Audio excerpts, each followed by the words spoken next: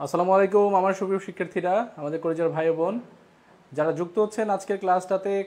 সাইদুল স্যারের খুবই গুরুত্বপূর্ণ একটা ক্লাস, আমাদের আন্তর্জাতিক বিষয়গুলির একটা খুবই গুরুত্বপূর্ণ ক্লাস। আপনাদের সকলকে জানাচ্ছি আজকের ক্লাসে আবার অনেক অনেক স্বাগত। আবার আপনাদেরকে আরেকটা সালাম দিয়ে শুরু করছি। আসসালামু আলাইকুম আমার প্রিয় সুপ্রিয় শিক্ষার্থীরা, কেমন আছেন আপনারা সবাই?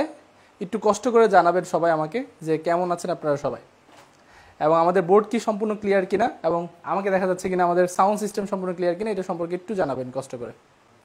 ঠিক আছে, আজকে মূলত আমরা যেটা থেকে ক্লাস নেওয়ার চেষ্টা করছি সেটা হচ্ছে আমার সেটআপ থেকে ক্লাস নেওয়ার চেষ্টা করছি। তো কিছুটা যান্ত্রিক ত্রুটি থাকলে বা কিছুটা সমস্যা হলে সেটার জন্য আমি আগেই একটু ক্ষমা চেয়ে নিচ্ছি। তো আজকে আমরা সাইদুল স্যার প্ল্যাটফর্মের থেকে একটু দূরে, অর্থাৎ আমার প্ল্যাটফর্মে ক্লাস নিচ্ছি। তো আমার সুপ্রিয় শিক্ষার্থীরা, আমাদের প্রিয় ভাই বোন যারা আমাদের আজকে আমাদের ক্লাসের সাথে যুক্ত হয়েছেন, তারা একটু কষ্ট করে জানাবেন যে একদম ক্লিয়ারলি দেখা যাচ্ছে কিনা এবং সব কিছু ক্লিয়ার আছে কিনা। যদি ক্লিয়ার হয় তাহলে কিন্তু আমরা আমাদের আজকের ক্লাসটা শুরু করতে পারবো। সবাই সবাই আমি একটু দেখি যে কারা কারা আমাদের সাথে যুক্ত হয়েছেন এবং কারা আমাদের সাথে আজকে ক্লাস করতে উপস্থিত হয়েছেন। আপনারা কিন্তু সকালবেলা আজকে সাইদুল স্যারের ক্লাস, সাইদুল স্যারকে দেখেছেন। ঠিক আছে, আজকে আপনারা দেখেছেন আমাদের সকিনা স্যারকে। ঠিক আছে, তো যেটা দেখার বিষয় সেটা হচ্ছে এখন আজকে আমরা যেটা নিয়ে ক্লাস করব, আন্তর্জাতিক বিষয়গুলি একটা খুবই গুরুত্বপূর্ণ ক্লাস। সেটা আপনারা কেমন উপভোগ করবেন এবং যে বিষয়গুলো নিয়ে আজকে আমরা আলোচনা করব, মূলত আপনারা দেখতেই পাচ্ছেন স্ক্রিনে, আন্তর্জাতিক বিষয়গুলির বেসিক অংশটাই আমরা খুবই সুন্দরভাবে ম্যাপ অ্যানালাইসিসের মাধ্যমে সুগঠিতভাবে আজকে শেখার চেষ্টা করবো ইনশাআল্লাহ। তাহলে সবাই কেমন আছেন? ওয়ালাইকুম আসসালাম। ওয়ালাইকুম আসসালাম প্রিয় ভাই বোন। ওয়ালাইকুম আসসালাম। ওয়ালাইকুম আসসালাম সবাইকে। তো প্রথম যেটা করে নিতে হবে প্রতিদিনের মতোই, যেটা সাইদুল স্যার বলেন এবং আমরাও বলি, সেটা হচ্ছে প্রত্যেকে মিনিমাম 5টা করে শেয়ার করতে হবে এবং শেয়ার ডান লিখতে হবে। ঠিক আছে, শেয়ার ডান লিখতে হবে, শেয়ার ডান লিখতে হবে।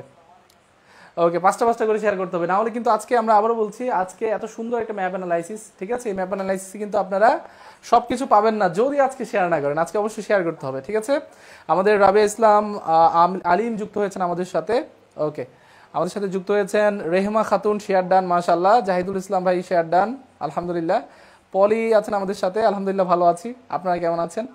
তো আমি একটু সবার কাছে একটু জানতে চাই, আপনারা সবকিছু ক্লিয়ারলি শুনতে পাচ্ছেন কিনা এবং দেখতে পাচ্ছেন কিনা। পাশাপাশি আমরা আপনাদের কাছে অবশ্যই শেয়ারটা চাই। সবাই সবাই 5টা শেয়ার করে অবশ্যই ডান লিখে দিবেন। ঠিক আছে, আর কে কোথা থেকে দেখছেন একটু বলেন। আজকে আমরা একটু জানতে চাই কে কোথা থেকে দেখছেন আমাদেরকে। প্রতিদিনই অনেক পড়াশোনা হয়, কিন্তু আজকে পড়াশোনার পাশাপাশি যেটা সবচেয়ে বেশি ফোকাসে থাকবে সেটা হচ্ছে আন্তর্জাতিক বিষয়গুলো আপনি কিভাবে পড়বেন এবং এই আন্তর্জাতিক বিষয়গুলোকে কিভাবে আপনি গুছাবেন, সবকিছু নিয়ে ইনশাল্লাহ আমরা আজকের ক্লাসে আলোচনা করব। আজকের ক্লাস ইনশাল্লাহ আমরা আলোচনা করব। ঠিক আছে, তাহলে প্রিয় ভাই বোন, যেটা নিয়ে আপনাদের সাথে প্রতিদিনই কথা হয় সেই আন্তর্জাতিক বাংলাদেশ বিষয়গুলির জিকে টিচার হিসেবে আমি আপনাদের মঈন স্যার আপনাদের সামনে আছি। প্রত্যেকে একটু কষ্ট করে শেয়ার করে দিবেন এবং শেয়ার শেষ হলে অবশ্যই শেয়ার ডান লিখবেন। ঠিক আছে, আমি দেখতে চাই কে কোথা থেকে যুক্ত হয়েছেন এবং আমাদের ভালোবাসার ভাই বোনগুলা যারা চাকরির পথে আমাদের ভাই বোনগুলো আছেন, তারা কে কোথা থেকে যুক্ত হয়েছেন এবং কারা কারা শেয়ার করছেন প্রতিদিনের মতো আজকের ক্লাসটা। ওকে, মাহমুদুল মামুন, আমি একটু শেয়ার করে দিই আপনাদের সাথে। ঠিক আছে, খুব দ্রুতই, আমরা কিন্তু বেশি সময় নেব না, আমরা খুব দ্রুতই ক্লাসের দিকে চলে যাব এবং আপনারা জানেন যে প্রতিদিনের মতোই খুবই একটা ডিটেলস ক্লাস হবে ইনশাল্লাহ আজকের ক্লাসটাও। আমরা চাই যে প্রতিদিনের মতোই আজকের ক্লাসটাও খুব বেশি প্রাণবন্ত হোক। ঠিক আছে, তো আপনাদের কাছে এটাই অনুরোধ রইল যে আপনারা যারাই যুক্ত হচ্ছেন আজকের ক্লাসটাতে, সবাই একটু কষ্ট করে আজকের ক্লাসটা শেয়ার করে দিবেন, আপনাদের ফ্রেন্ড সার্কেলের কাছে পৌঁছে দেবেন। ঠিক আছে, তাহলেই কিন্তু আমরা আজকের ক্লাসটা খুব এনজয় করতে পারবো। ঠিক আছে, তাহলে প্রিয় ভাই বোন যারা যুক্ত হচ্ছেন একটু কষ্ট করে, একটু খুব দ্রুত আমরা শেয়ার করে দেয় এবং আমাদের আজকের ক্লাসটা একটু শুরু করে দেই। ঠিক আছে, সাইদুল স্যার পেজের এই ক্লাসটা খুবই ইম্পর্টেন্ট হবে ইনশাল্লাহ আপনাদের জন্য। আজকে আন্তর্জাতিক বিষয়গুলি A to Z যতগুলো বিষয় আছে সেগুলো নিয়ে আমরা আলোচনা করব। ঠিক আছে, আলোচনা করব। তাহলে আপনারা সবাই একটু কষ্ট করে সবাই একটু শেয়ার করে দেওয়ার চেষ্টা করেন যেন আমরা আজকের ক্লাসটা খুব উপভোগ করতে পারি। খুব সুন্দরভাবে বিশাল বিস্তর আলোচনা ইনশাল্লাহ আজকে আমরা করব। ওকে, আমি একটু দেখি কারা কারা যুক্ত হয়েছে, আমাদের কোন ভাই বোনরা যুক্ত হয়েছে, কোথা থেকে যুক্ত হয়েছে। মাশাল্লাহ, কে কে যুক্ত হয়েছে কোথা থেকে? ওকে, হাটাজারি থেকে যুক্ত হয়েছেন আমাদের এমদাদ ভাই, মাশাআল্লাহ। আমাদের সাথে যুক্ত হয়েছেন জুবাইদা খাতুন, জুমা, মাশাআল্লাহ। ওকে, ওয়ালাইকুম আসসালাম স্যার, আলহামদুলিল্লাহ ভালো আছি। রংপুর থেকে যুক্ত হয়েছে ফেরদৌসি। ওকে, সুপ্তি সুমা, শেয়ার ডান। ওকে, যারা যারা শেয়ার করছেন, হ্যাঁ আমি আপনাদের বলে রাখি, যখন আপনারা শেয়ার করবেন এই ভিডিওটা কিন্তু আপনি সব সময় দেখতে পারবেন, আপনি যে কোনো সময় লাইভ ক্লাসটা করতে পারবেন। ঠিক আছে, আমরা সারাদিন অনেক ধরনের মিম শেয়ার দিতে থাকি, হ্যান তেন আজে বাজে জিনিসগুলো শেয়ার দিতে থাকি, কিন্তু আমাদের যেটা সবচেয়ে গুরুত্বপূর্ণ বিষয় সেটা হচ্ছে আমাদের পড়াশোনার যে লাইভ ক্লাসগুলো এগুলো আমরা শেয়ার দিতে চাই না, তো এটাই কিন্তু আমাদের আজকে শেয়ার দিতে হবে, ঠিক আছে? তাহলে আজকে সাইদুস স্যারের বোর্ড থেকে নয়, বরং মঈন স্যারের বোর্ড থেকে আমরা পড়াশোনা করব, এবং সাইদুস স্যার পেজে যারা আছেন, যুক্ত আছেন, সবাই একটু কষ্ট করে জানাই দিতে হবে যে কে কোথা থেকে যুক্ত হয়েছেন। ওয়ালাইকুম আসসালাম, ওয়ালাইকুম আসসালাম, ওয়ালাইকুম আসসালাম। সালেহা শিখা আমাদের সাথে যুক্ত হয়েছেন, ফাহমিদ আক্তার যুক্ত হয়েছেন, ওয়ালাইকুম আসসালাম ভাই। আকলিমা সরকার যুক্ত হয়েছেন, ওয়ালাইকুম আসসালাম। বগুড়া থেকে ইউসুফ আলী ভাই যুক্ত হয়েছেন। এত এত জায়গাগুলো থেকে যুক্ত হচ্ছেন আমাদের সাথে, সবাই একটু কষ্ট করে যদি শেয়ার করে দেন। আজকে কিন্তু অনেক অনেক বড় একটা আমাদের ইনশাল্লাহ আলোচনা হবে। বিক্রম ভাই আছেন আমাদের দিনাজপুর থেকে, ঝিনাইদহ থেকে আছেন, ব্রাহ্মণবাড়িয়া থেকে আছেন সিজান ভাই, ওকে, সৈয়দপুর থেকে শিশুর কবিতা, ওকে, ওয়ালাইকুম আসসালাম, মাশাআল্লাহ। এই যে দেখেন চট্টগ্রাম থেকে এফএন চৌধুরী, অনেকে আছেন। তাহলে আপনারা যারা যুক্ত হচ্ছেন, অবশ্যই আবারও প্রতিদিনের মতো আপনাদের কাছে একটা অনুরোধ রাখি, সেটা হচ্ছে সবাই মিনিমাম আজকে 5টা করে শেয়ার করবেন, 5টা শেয়ার করবেন, এবং শেয়ার করার পরে লিখবেন শেয়ার ডান। তাহলে কিন্তু আমরা 2 মিনিটের মধ্যে আমাদের ক্লাসে চলে যাব। আমরা কিন্তু ক্লাসের মধ্যে অত বেশি কথা বলি না, প্রথমে আপনাদের কাছে একটু শেয়ারটা চেয়ে নিই, যেন আমাদের প্ল্যাটফর্ম এবং আপনাদের জন্য উপকারী কিছু ভিডিওস আপনাদের সামনে খুব দ্রুত আসতে পারে, আপনাদের ফ্রেন্ড সার্কেলের সামনে খুব দ্রুত আসতে পারে, ঠিক আছে?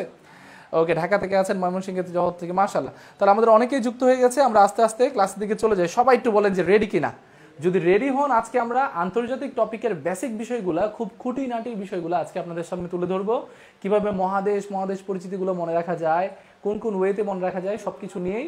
অর্থাৎ আন্তর্জাতিকে ধরেন আপনি কিচ্ছুই জানেন না, আজকের ক্লাসটা করলে আপনি আন্তর্জাতিকটা কিভাবে পড়াশোনা করবেন, আন্তর্জাতিকের বেসিক বিষয়গুলো কিভাবে গুছিয়ে তুলবেন, সেগুলো সম্পর্কে আজকে আপনাদেরকে ইনশাআল্লাহ একটা বড় ধারণা দেবো ইনশাআল্লাহ। ওকে ওকে, ওয়ালাইকুম আসসালাম। আব্দুল গফুর আছেন আমাদের সাথে, 3টা শেয়ার করেছেন আমাদের রাজিয়া বোন, অনেক অনেক ধন্যবাদ আপনাকে। যারাই শেয়ার করছেন অবশ্যই শেয়ার ডান লিখবেন, ঠিক আছে? সবাই একটু শেয়ার করে দেবেন, ঠিক আছে? এটা আপনাদের ইনশাআল্লাহ একটা বড় সম্পদ হতে চলেছে। লালমনিরহাট থেকে, ওকে, পাটগ্রাম, লালমনিরহাট, মাশাআল্লাহ মাশাআল্লাহ মাশাআল্লাহ, ওকে। সুলতান সুলেমান আছেন কুষ্টিয়া থেকে, অনেক ধন্যবাদ। এই যে আমাদের বড় একটা প্ল্যাটফর্ম হচ্ছে আপনাদের দ্বারা, আপনাদের জন্য, ঠিক আছে? এটা ইনশাআল্লাহ আপনাদের জন্য অনেক বড় একটা বেনিফিট আনবে খুব শীঘ্রই, ঠিক আছে? সবাই রেডি তো? সবাই রেডি তো? ওকে, সুনামগঞ্জ থেকে, ওকে, একজন আমাদের রাজমিন বোন বলেছেন সুনামগঞ্জ ঘুরতে আসবেন ইনশাআল্লাহ, টাঙ্গুয়ার হাওর, হ্যাঁ, ঠিক আছে? সেই সুনামগঞ্জ ঘুরতে যাবো ইনশাআল্লাহ, ওকে ওকে। চলেন তাহলে আমরা ডিরেক্ট চলে যাচ্ছি আমাদের ক্লাসে, আমরা আর বেশি সময় নিতে যাচ্ছি না। আমরা চাই শুধুমাত্র আমাদের যত ভাই বোনরা আছে সবাই যেন যুক্ত হয়ে যায়। তাহলে মূলত আজকে আমরা যেটা নিয়ে আলোচনা করব সেটা সম্পর্কে আপনাদেরকে একটু জানিয়ে রাখি, সেটা হচ্ছে পুরো বিশ্বের যত ব্রহ্মাণ্ডের যত কিছু আছে সবকিছু নিয়ে ইনশাআল্লাহ আমরা আজকে আলোচনা করব। কিন্তু কথা হচ্ছে সেটাতে আলোচনা করতে হলে আপনাদের যেটা জানতে হবে, আন্তর্জাতিক বিষয়বলীগুলো আমরা কিভাবে পড়াশোনা করব, কোন কোন টপিকগুলো পড়ব, কোন কোন টপিকগুলো প্রতিবার চাকরি পরীক্ষাতে আসে সেগুলো, এবং আন্তর্জাতিক প্রিপারেশনটা নিতে গেলে আমরা কোন টপিকটা আগে পড়ব, কোন টপিকটা পরে পড়ব, ঠিক আছে? পাশাপাশি আন্তর্জাতিকের টপিকগুলো আমরা কিভাবে মাথায় রাখবো, এই বিষয়গুলো নিয়ে আগে আপনাদের সাথে কথা বলতে চাই। কথা বলার পরে কিন্তু আমরা আমাদের মূল পড়াশোনাগুলোতে ঢুকবো, ঠিক আছে? তো মূলত আপনি দেখতে পাচ্ছেন যে এখানে পুরো বিশ্বের বা আমাদের সৌরজগতের একটা ম্যাপ আছে। সৌরজগতের পুরোটা গ্রহ উপগ্রহ নিয়ে আমরা আজকে আলোচনা করব, সৌরজগৎ নিয়ে জানার চেষ্টা করব। পাশাপাশি সাধারণ জ্ঞানটা কিভাবে পড়তে হবে সেটা সম্পর্কে একটু ধারণা দিয়ে রাখি। আপনারা স্ক্রিনে দেখতে পাচ্ছেন নিশ্চয়ই একটা তত্ত্বের কথা আছে, যে বিগ ব্যাং তত্ত্ব বা বিগ ব্যাং থিওরি। তো মূলত আপনি যখন সাধারণ জ্ঞানটা পড়াশোনা করবেন, সাধারণ জ্ঞান পড়াশোনার সময় আপনি অবশ্যই ফার্স্ট স্টেপ, যেটা 1 নম্বর যে স্টেপটা, সেটা হচ্ছে আপনি চেইন আকারে পড়তে পারেন। এখন আপনি বলতে পারেন যে স্যার চেইন জিনিসটা কি, বা চেইন আকারে কীভাবে পড়াশোনা করে। মূলত দেখেন, আপনি যখন বাংলাদেশ বিষয় পড়াশোনা করেছেন, আপনি প্রথমে ইতিহাস পড়লেন, ইতিহাসের পরে সেটা থেকে কানেক্ট করে বাংলাদেশ পর্যন্ত আসলেন মুক্তিযুদ্ধ দিয়ে, তারপর বাংলাদেশের ভৌগোলিক অঞ্চল নিয়ে পড়াশোনা করলেন, তারপরে আস্তে আস্তে অন্যান্য প্রশাসনিক অঞ্চলগুলো নিয়ে পড়াশোনা করলেন। কিন্তু আন্তর্জাতিকের ক্ষেত্রে হয় কি, ইতিহাস অনেক বড়, পাশাপাশি সভ্যতা নিয়ে অনেক ইতিহাস থাকে, আমাদের যুদ্ধ নিয়ে অনেক ইতিহাস থাকে, পাশাপাশি আন্তর্জাতিক অনেকগুলো বিক্ষিপ্ত টপিক আছে, যেমন দিবস, তারপর হচ্ছে আপনার প্রণালী, তারপর বিভিন্ন লোকেশন, আবার মহাদেশ ভিত্তিক তথ্য, মহাসাগর ভিত্তিক তথ্য, তারপর আমাদের উপমহাদেশ ভিত্তিক অনেকগুলো তথ্য।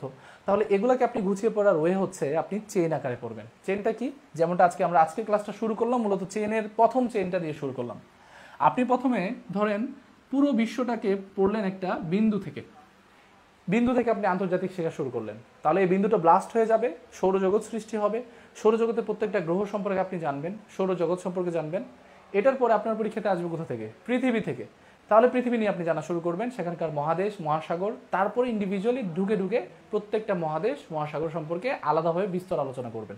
তাহলে এভাবে পড়লে হবে কি, প্রথমত আপনি আপনার যতটুকু পড়াশোনা আছে সেটাকে গুছিয়ে তুলতে পারবেন, পাশাপাশি আপনার এই চেইন অফ কমান্ড মেনটেন করে পড়াশোনা করলে আপনার মাথায় সিকোয়েন্স আকারে প্রত্যেকটা সাধারণ জ্ঞান মনে থাকবে ইনশাআল্লাহ। ওকে, তাহলে আমরা ডিরেক্ট চলে যাচ্ছি আমাদের পড়াশোনায়, আর কথা না বলি আমরা সাধারণ জ্ঞান বিষয়টার বিগ ব্যাং থিওরি। আপনারা কি এই থিওরিটার নাম শুনেছেন? সবাই একটু কমেন্টে জানাবেন। আমার ভাই বোনরা যারা যুক্ত হচ্ছেন সবাই একটু কমেন্টে জানাবেন সবাই কি বিগ ব্যাং থিওরিটার নাম শুনেছেন কিনা। এই বিগ ব্যাং থিওরিটার প্রবক্তাকে সবাই একটু আনসার করেন। এই বিগ ব্যাং থিওরির প্রবক্তাকে সবাই একটু আনসার করতে হবে। পাশাপাশি এই বিগ ব্যাং থিওরিটা কে ব্যাখ্যা করেছিল, এই দুইটা জিনিস আপনাদের একটু বলতে হবে, যে বিগ ব্যাং থিওরির প্রবক্তাকে এবং ব্যাখ্যাকারককে। এই দুটো জিনিস অনেক কমন থাকে, পাশাপাশি অনেকের কনফিউশনও থাকে যে ব্যাখ্যাকারক এবং প্রবক্তার মধ্যে পার্থক্য কী। যেমন ধরেন আমি নতুন একটা থিওরি তৈরি করলাম, তো সেক্ষেত্রে আমি কিন্তু সেটার প্রবক্তা, কিন্তু যখন আমি এটাকে ব্যাখ্যা করব, বিশ্লেষণ করব, তখন সেটার আমি ব্যাখ্যাকারক। তাহলে আমরা যদি শর্টকাট কথায় বলি, বিগ ব্যাং তত্ত্বের প্রবক্তা হচ্ছে জি ল্যামেটার। এই বিগ ব্যাং তত্ত্বের প্রবক্তাকে জি ল্যামেটার। তাহলে জি ল্যামেটার হচ্ছে বিগ ব্যাং তত্ত্বের প্রবক্তা। আর এই বিগ ব্যাং তত্ত্বটাকে ব্যাখ্যা করেছিলেন যিনি, তার নাম হচ্ছে স্টিফেন হকিংস। দেখি কে কে ভালো আনসার করেছেন। স্টিফেন হকিংস, ঠিক আছে। তাহলে আমি একটু দেখি কে কে আমাদের এটাতে কমেন্ট করেছেন। ওকে মাশাআল্লাহ, জি ল্যামেটার। ওকে, জি ল্যামেটার। এখন বিগ ব্যাং থিওরিটা মানে কি? বিগ ব্যাং থিওরি মানে হচ্ছে আমাদের যেমন কোরআন শরীফে আছে যে আমি পুরো মহাজগৎ মহাবিশ্ব সৃষ্টি করেছি একটা ক্ষুদ্র বিন্দু থেকে, ঠিক তেমনিভাবে যারা বিজ্ঞানী আছে বিজ্ঞানীরা বলে যে পুরো মহাজগৎটা বা সৌরজগৎটা আগে একত্রিত ছিল একটা বিশাল বড় একটা বিন্দুতে, পরবর্তীতে সে শক্তি সঞ্চার করতে করতে ব্লাস্ট হয়ে গেল, এবং এই বিস্ফোরণটা বিগ ব্যাং এর কারণে, বিগ একটা বিস্ফোরণের কারণে পুরো মহাজগৎ, সৌরজগৎ, গ্যালাক্সি, ছায়াপথ যা কিছু আছে, আমাদের ধূমকেতু, উল্কা, চাঁদ, উপগ্রহ যা কিছু আছে সব কিছু সৃষ্টি হয়েছে এই ব্লাস্টের কারণে। এই ব্লাস্টটাকেই মূলত বলা হচ্ছে বিগ ব্যাং থিওরি, যেটাকে আমরা ইংরেজিতে এভাবে লিখতে পারি যে বিগ ব্যাং থিওরি। তাহলে বিগ ব্যাং থিওরি কি? মূলত সৌরজগৎ সৃষ্টির কারণে, সৌরজগৎ সৃষ্টি করার যেই থিওরি সেটাকে বলা হচ্ছে বিগ ব্যাং থিওরি। তাহলে সবাই কি বুঝতে পেরেছেন বলেন তো? বিগ ব্যাং থিওরিটা কি সবার ক্লিয়ার? ওকে, আমাদের একজন বোন বলেছেন স্যার শুনতে একটু সমস্যা হচ্ছে। আপনারা সবাই একটু জানাবেন যে শুনতে আদৌ কি সমস্যা হচ্ছে কিনা। যদি শুনতে সমস্যা হয় তাহলে অবশ্যই আপনাদের জন্য ব্যবস্থা আছে, আমরা একটু কষ্ট করে কমেন্টে একটু সবাই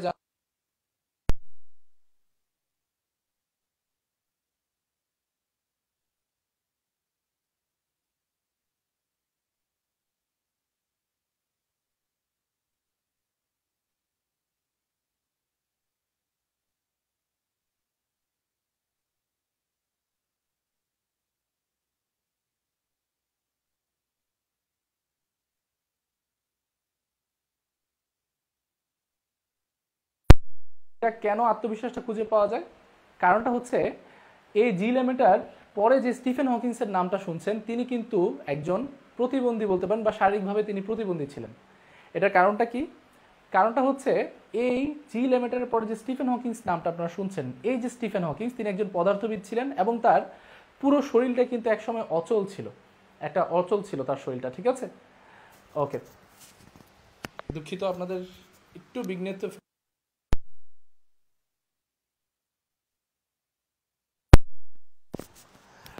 দুঃখিত আমার প্রিয় শ্রোতাবৃন্দ যারা আছেন, আমার প্রিয় ভাই বোনরা, একটা নতুন প্ল্যাটফর্মে বা নতুন একটা স্টেজে ক্লাস নিতে গেলে প্রথম ক্লাসটাতে একটু ঝামেলা হওয়ার কথা। তো আশা রাখছি যে এখন আপনাদের এটা নিয়ে আর কোনো ঝামেলা হবে না, ঠিক আছে। আপনারা একটু কষ্ট করে জানাবেন যে এখন সব কিছু ক্লিয়ার কিনা। সবাই একটু শুনতে সমস্যা হচ্ছিল আমার ভাই বোনরা, সবাই একটু বলবেন এখন ক্লিয়ার কিনা। সবাই একটু বলবেন এখন ক্লিয়ার কিনা। আমরা এখনই আবার সাউন্ডটা ক্লিয়ার ছিল না, বন্ধ হয়ে গেছে, রাইট। ওকে, সবাই একটু বলবেন যে এখন সম্পূর্ণ ক্লিয়ার শোনা যাচ্ছে কিনা।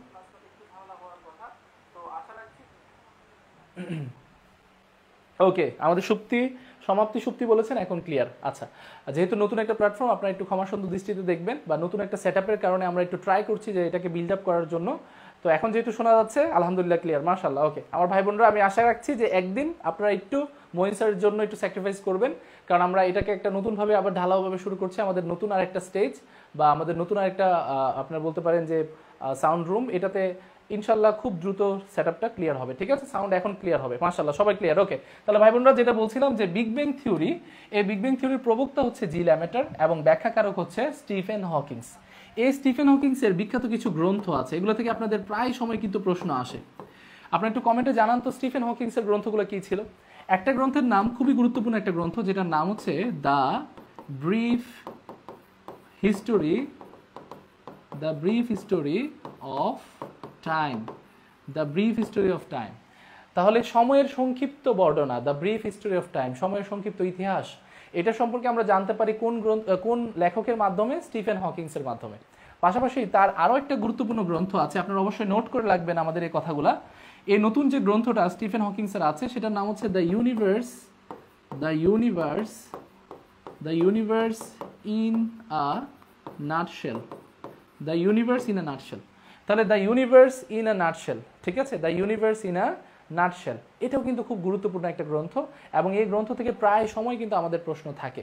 তাহলে যদি বলা হয় স্টিফেন হকিংসের গুরুত্বপূর্ণ গ্রন্থ কোনগুলা, অবশ্যই আমরা আনসার করব স্টিফেন হকিংসের গ্রন্থ হচ্ছে the brief history of time এবং the universe in a nutshell.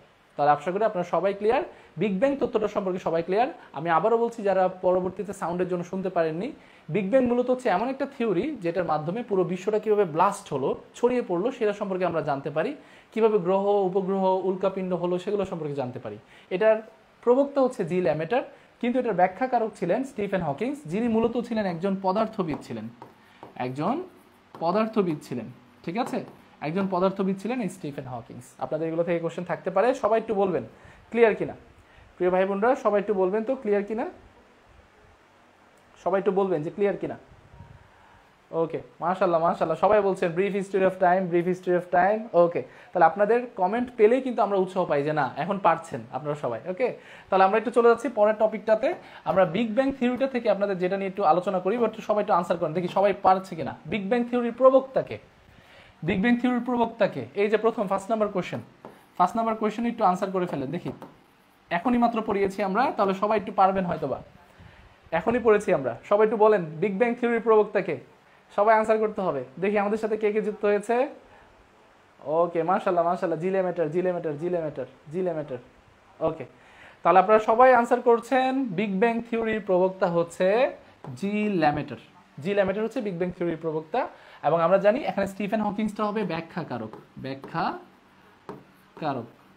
ব্যাখ্যাকারক হচ্ছে স্টিফেন হকিংস। ঠিক আছে, অ্যালবার্ট আইনস্টাইনকে আপনারা সবাই চেনেন, এডউইন তাকেও আপনারা চেনেন। ঠিক আছে, এডিসন নামের বিখ্যাত একজন বিজ্ঞানী আছেন। তাহলে আপনারা যেটাতে আমরা ফোকাস করছি বিগ ব্যাং থিওরি, এই যে বিগ ব্যাং থিওরি, এটার প্রবক্তা হচ্ছে জি ল্যামেটার হচ্ছেন এটার প্রবক্তা। ওকে, সবাই রাইট আনসার করেছেন। আমি একটু আনসারগুলো একটু পড়ি, কে কে রাইট আনসার করছেন সবার আনসারগুলো একটু পড়ি। ওকে, জি ল্যামেটার আলমগীর বলেছেন, ভাই আমাদের মুক্তার আলী ভাই বলেছেন, মামুন বলেছেন। ওকে, আমাদের পপি বোন আমাদের বলেছেন, সিনহা বোন আমাদের বলেছেন, সিথি বোন আমাদের বলেছেন। মাশাআল্লাহ, তাহলে সবাই একই আনসার করছেন যে জি ল্যামেটার রাইট আনসার হবে। তাহলে এটা নিয়ে আর কোনো কথা নাই। এবার বলেন a brief history of time, এই যে মাত্রই গ্রন্থটা পড়েছি a brief history of time, এই গ্রন্থের রচয়িতা কে? এটা কিন্তু আপনাদের আসতে পারে, হ্যাঁ, যে the brief history of time গ্রন্থ থেকে আপনাদের কোশ্চেন আসে প্রচুর পরিমাণে, যে দাস ক্যাপিটাল কার গ্রন্থ, ঠিক আছে, ওয়েলথ অফ নেশনস গ্রন্থটি কার, এভাবে কিন্তু ইকোনমিক্সের কোশ্চেনগুলোতে আসে বা ইকোনমিক্সের প্রশ্নগুলো থেকে আপনাদের এগুলো আসে। তাহলে আপনারা একটু কোশ্চেনের আনসারটা দেন প্রিয় ভাই বোন, যে a brief history of time এই গ্রন্থটির বা এই বইটির লেখককে? এটা কি হিটলার হবে না, উইনস্টন চার্চিল হবে না, অ্যাডাম স্মিথ হবে না, তাহলে আনসার কি হবে? আনসার অবশ্যই হবে স্টিফেন হকিংস। কারণ হিটলার একটা বিখ্যাত গ্রন্থ আছে, এটার নাম হচ্ছে মেইন ক্যাম্প মানে হচ্ছে মাই স্ট্রাগল, আমার সংগ্রাম। ঠিক আছে, উইনস্টন চার্চিল তিনি ছিলেন প্রধানমন্ত্রী, ঠিক আছে, তৎকালীন সময়ে যখন আমাদের বিশ্বযুদ্ধ চলাকালীন সময়ে তিনি ছিলেন ক্ষমতায়। পাশাপাশি এই যে জায়গাটাতে আমাদের অ্যাডাম স্মিথ, তার একটা বিখ্যাত গ্রন্থ আছে, এটার নাম হচ্ছে ওয়েলথ অফ নেশনস।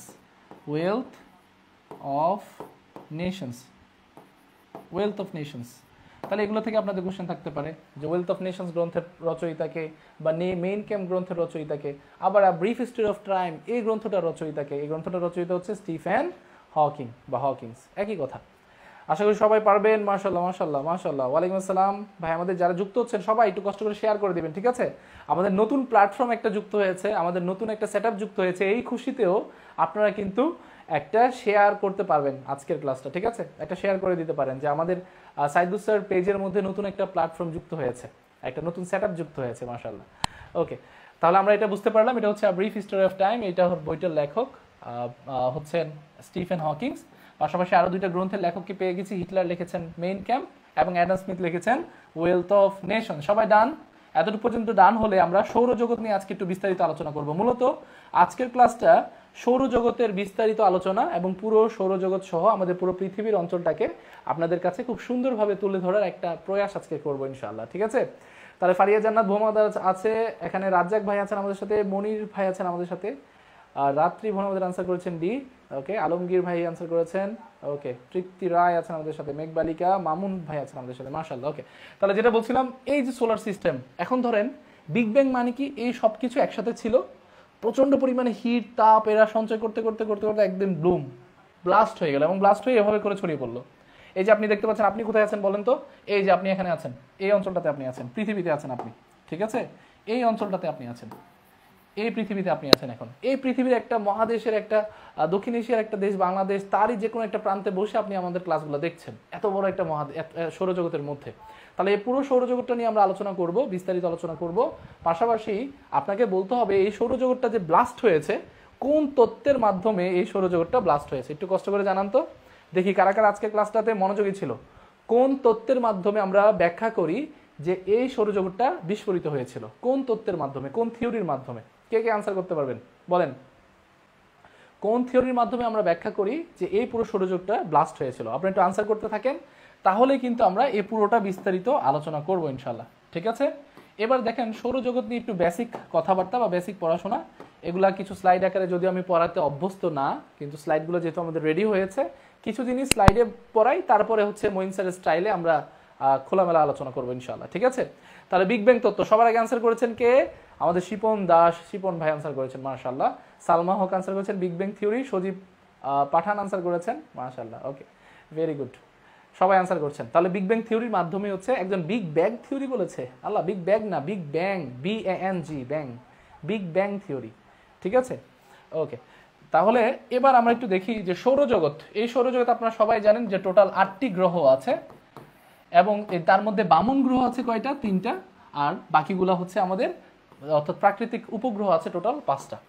এবার আমাদের এই 5টা 8টা বা এই বিষয়গুলো তো আমরা সবাই জানি, 8টা গ্রহ আছে, ছোটবেলা থেকে শুনে আসছি। ইন্ডিভিজুয়ালি প্রত্যেকটা গ্রহ থেকে কী ধরনের প্রশ্ন আসে বা আসার সম্ভাবনা আছে, এবং সেই গ্রহগুলো নিয়েই মূলত আমাদের আজকের আলোচনা হবে ইনশাল্লাহ, ঠিক আছে? তাহলে 8টির মধ্যে 6টি গ্রহের নিজস্ব প্রাকৃতিক উপগ্রহ আছে। এটা মানে কি বুঝলেন? এটা মানে 8টা গ্রহের মধ্যে 2টা এমন গ্রহ আছে যাদের কোনো উপগ্রহ নেই।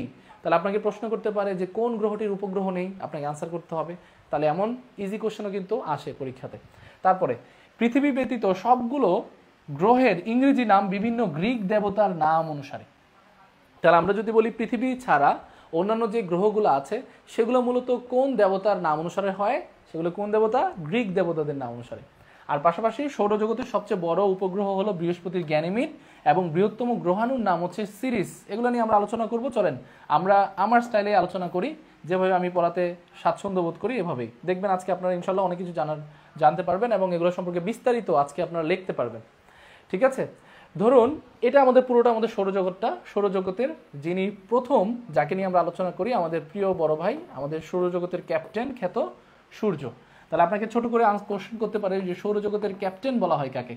আমরা আগে ক্যাপ্টেন কাকে বলতাম? মাশরাফি বিন মুর্তজা, তাই না? 5 আগস্টের পরে কিন্তু ক্যাপ্টেন চেঞ্জ হয়ে গেছে। তাহলে বর্তমান আর আগায় বলেন বা অতীতে বলেন, বর্তমান বলেন, ভবিষ্যতে সব সময় আমাদের ক্যাপ্টেন থাকবে সূর্য। এবার সূর্যটাকে আমরা ক্যাপ্টেন ধরে সূর্যের চারপাশে সবগুলো গ্রহ নিয়ে ইনশাল্লাহ বিস্তারিত আলোচনা করব। ধরেন প্রথম যে গ্রহটা নিয়ে আলোচনা করছি, খুবই বেসিক একটা ক্লাস, সাধারণ জ্ঞানের খুবই বেসিক ক্লাস। যারা সাধারণ জ্ঞানটাকে ভয় পান বা সাধারণ জ্ঞানটাকে পড়তে চান না, তাদের জন্য এই ক্লাসগুলো হতে পারে একদম শুরু থেকে শুরু করা, ঠিক আছে? তাহলে বলেন সৌরজগতের প্রথম গ্রহটার নাম কি? সবাই একটু আনসার করতে থাকবেন, দেখবেন আর আনসার করবেন। আমি পড়াতে থাকবো আর একটু পরপর আবার আনসারগুলো নিতে থাকবো ইনশাল্লাহ, ঠিক আছে?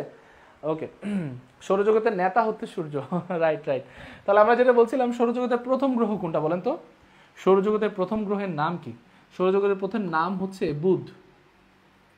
সৌরজগতের প্রথম গ্রহের নাম হচ্ছে বুধ। আজকে ক্লাস শেষ হওয়ার পরে সৌরজগতের এমন একটা টেকনিক দিব আপনাদেরকে, আমার লাইফ নিয়ে একটা টেকনিক।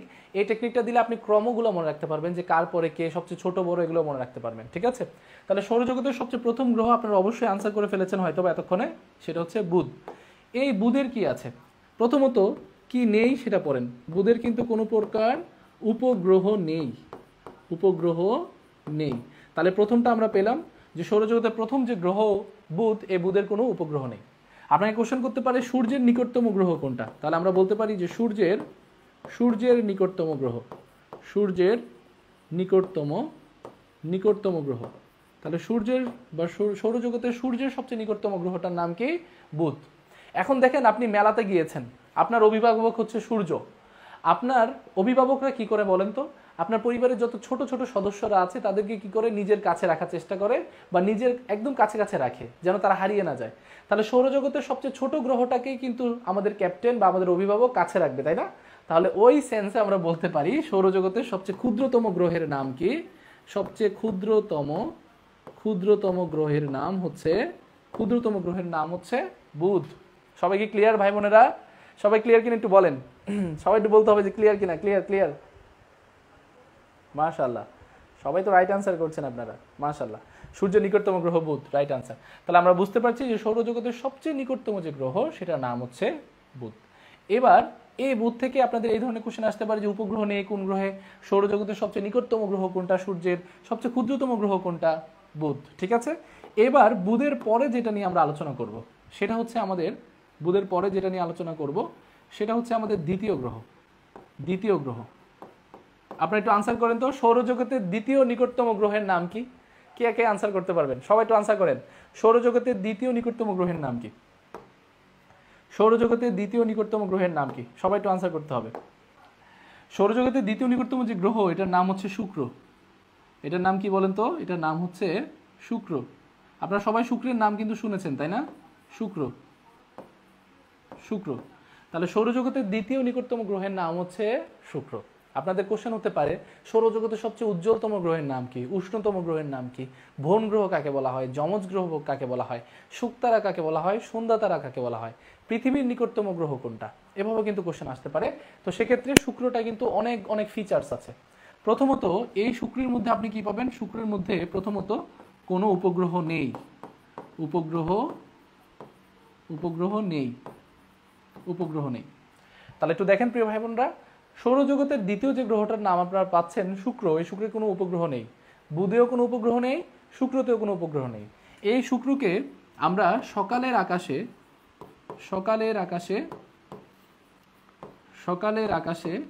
এটাকে আমরা কি নামে রাখি বলেন তো? সকালের আকাশে আমরা নাম ডাকি শুকতারা। এই যে আপনারা অনেক সময় উপমা দেন না, তুমি আমার শুকতারা, তুমি আমার সন্ধ্যা তারা, আসলে কি তারা? ঠিক আছে, আসলে কিন্তু তারা নয়, তারা কিন্তু গ্রহ। তো সেক্ষেত্রে গ্রহের কোনো নিজস্ব আলো নেই, সে আলো ধার করে চলে। মূলত এই শুক্রের মধ্যে অনেক পরিমাণে গ্যাস আছে। এই গ্যাস থাকার কারণে সে সূর্যের আলোটাকে শোষণ করে রাখতে পারে এবং উজ্জ্বল হয়ে যায়, অনেক উষ্ণ হয়ে যায়। ঠিক আছে, তাহলে সেক্ষেত্রে আমরা বলতে পারি সৌরজগতের সবচেয়ে উষ্ণতম অথবা বা আপনি বলতে পারেন উজ্জ্বলতম গ্রহ বলতে পারেন, উষ্ণতম অথবা উজ্জ্বলতম গ্রহ। তাহলে সৌরজগতের সবচেয়ে উষ্ণতম বা উজ্জ্বলতম গ্রহের নাম হচ্ছে শুক্র। ঠিক আছে, এবার আরেকটা বিষয় আসি। এই উপগ্রহ নেই যেটা সকালে আকাশে শুকতারা বলেন, ও হ্যাঁ, সন্ধ্যার আকাশে কি বলেন সেটা তো বলা হয়নি। সন্ধ্যার আকাশে কি বলেন তো? সন্ধ্যার আকাশে কি বলেন? সন্ধ্যার আকাশে কি বলা হয়? সন্ধ্যার আকাশে বলা হয় সন্ধ্যা তারা। তাহলে আমরা যে জিনিসটা নিয়ে আলোচনা করছিলাম, শুক্র গ্রহটা খুব ইজি একটা জিনিস, উপগ্রহ এটাতে থাকবে না, এটা সবচেয়ে উজ্জ্বলতম হবে, সবচেয়ে উষ্ণতম হবে, সকাল আকাশে এটাকে শুকতারা বলবো আমরা, সন্ধ্যার দিকে দেখা গেলে সন্ধ্যা তারা বলবো। পাশাপাশি এই যে গ্রহটা আপনারা পাচ্ছেন এটাকে বলা হয় বন গ্রহ অথবা আপনারা এটাকে বলতে পারেন যমজ গ্রহ বলতে পারেন। ঠিক আছে, তাহলে বন গ্রহ, যমজ গ্রহ বলা হয় কাকে? শুক্রকে কিন্তু বলা হয় বন গ্রহ অথবা যমজ গ্রহ। তাহলে আমার ভাই বোনরা সবাই ক্লিয়ার কিনা একটু বলেন তো? এতটুকু পর্যন্ত সবাই ক্লিয়ার কিনা? ওকে, অনেকে শত্রু লিখতেছেন, শত্রু না কিন্তু শুক্র। ঠিক আছে, শুক্র। ওকে, তাহলে এটা আশা করি সবাই ক্লিয়ার। তাহলে বরুণ গ্রহ যমজ গ্রহ বলা হচ্ছে, উপগ্রহ নেই, সকালে আকাশে শুকতারা, সন্ধ্যার আকাশে সন্ধ্যা তারা, উজ্জ্বলতম উষ্ণতম, এতটুকু পর্যন্ত গেল। এবার শুক্রের পরে আমরা যেটা নিয়ে আলোচনা করব সেই গ্রহটার নাম হচ্ছে আপনার আমার পৃথিবী, ঠিক আছে? তাহলে তৃতীয় নম্বর গ্রহটার নাম কি পাবেন আপনারা বলেন তো? তৃতীয় যেটাকে পাবেন এটা হচ্ছে আপনার আমার পৃথিবী, যেটাতে বসে কিন্তু আমরা সারাদিন চাকরির প্রিপারেশন নিচ্ছি, তাই না? এই সেই পৃথিবী। তাহলে এই পৃথিবী থেকে আপনাদের আলোচনা হতে পারে, ছোট ছোট আলোচনা। পৃথিবীর একমাত্র উপগ্রহ চাঁদ, এগুলো যদি পড়াই মানের ইজ্জত কিছু থাকবে না, ঠিক আছে? কিন্তু হ্যাঁ, আপনি বলতে পারেন যে চাঁদ পৃথিবীর আকর্ষণের ফলে কিছু পরিবর্তন হয়। চাঁদ পৃথিবীর আকর্ষণে কিছু ধরনের পরিবর্তন হয়। যেমন আপনি বলতে পারেন জোয়ার ভাটার সৃষ্টি হয়, জোয়ার ভাটা, ঠিক আছে? ঋতু পরিবর্তনের ক্ষেত্রেও কিন্তু এগুলো কাজ দেয়, জোয়ার ভাটার ক্ষেত্রে, ঠিক আছে? দিন রাত্রির ক্ষেত্রেও কিন্তু চাঁদের অনেক বড় অবদান থাকে। তাহলে আমরা বলি চাঁদ এবং সূর্যের এখানে একটা সম্পর্ক আছে। পাশাপাশি এখানে কিন্তু এই যে আমরা যেটা বলছি চাঁদ, এই চাঁদ থেকে একটা প্রশ্ন এসেছিল এভাবে যে শান্ত সাগর কোথায় অবস্থিত? শান্ত সাগর কোথায় অবস্থিত? তাহলে শান্ত সাগর কোথায় অবস্থিত প্রিয় ভাই বোন? চাঁদে অবস্থিত শান্ত সাগর, ঠিক আছে? এখানে তিনটা বিষয় আপনারা পড়লেন। প্রথমত একটা হচ্ছে নক্ষত্র সূর্য, একটা হচ্ছে গ্রহ, আর একটা হচ্ছে উপগ্রহ। নক্ষত্র আমরা এমনভাবে বলি যার নিজস্ব আলো আছে সে নক্ষত্র, যার নিজস্ব আলো নেই সে কে? গ্রহ। পাশাপাশি উপগ্রহ হচ্ছে গ্রহকে প্রদক্ষিণ করে যে ঘুরে, সেটা হচ্ছে উপগ্রহ। কিন্তু মূলত সঠিক সংজ্ঞাটা হচ্ছে নক্ষত্র তার নিজস্ব কিছু ক্যাপাবিলিটিস থাকবে, তার আলো থাকবে, তার একটা অন্য ধরনের একটা শক্তি থাকবে, তার চারপাশে বা তাকে কেন্দ্র করে আমরা কি করি যে গ্রহগুলো ঘুরতে থাকে, আবার গ্রহকে কেন্দ্র করে উপগ্রহগুলো ঘুরতে থাকে। এই যে সোলার সিস্টেমগুলো, এই সোলার সিস্টেমটা সম্পূর্ণটা ইনশাআল্লাহ আমরা আলোচনা করব। এটা আলোচনা করার আগে আপনাদের একটা জানিয়ে রাখি, সূর্যের সবচেয়ে নিকটতম নক্ষত্র কোনটা? আমরা তো গ্রহ পড়লাম, কিন্তু নক্ষত্র কোনটা? এটা কে কে আনসার করতে পারবেন একটু বলেন তো? সূর্যের নিকটতম নক্ষত্র, তাহলে সূর্যের সবচেয়ে নিকটতম নক্ষত্রের নাম হচ্ছে প্রক্সিমা সেন্টারাই।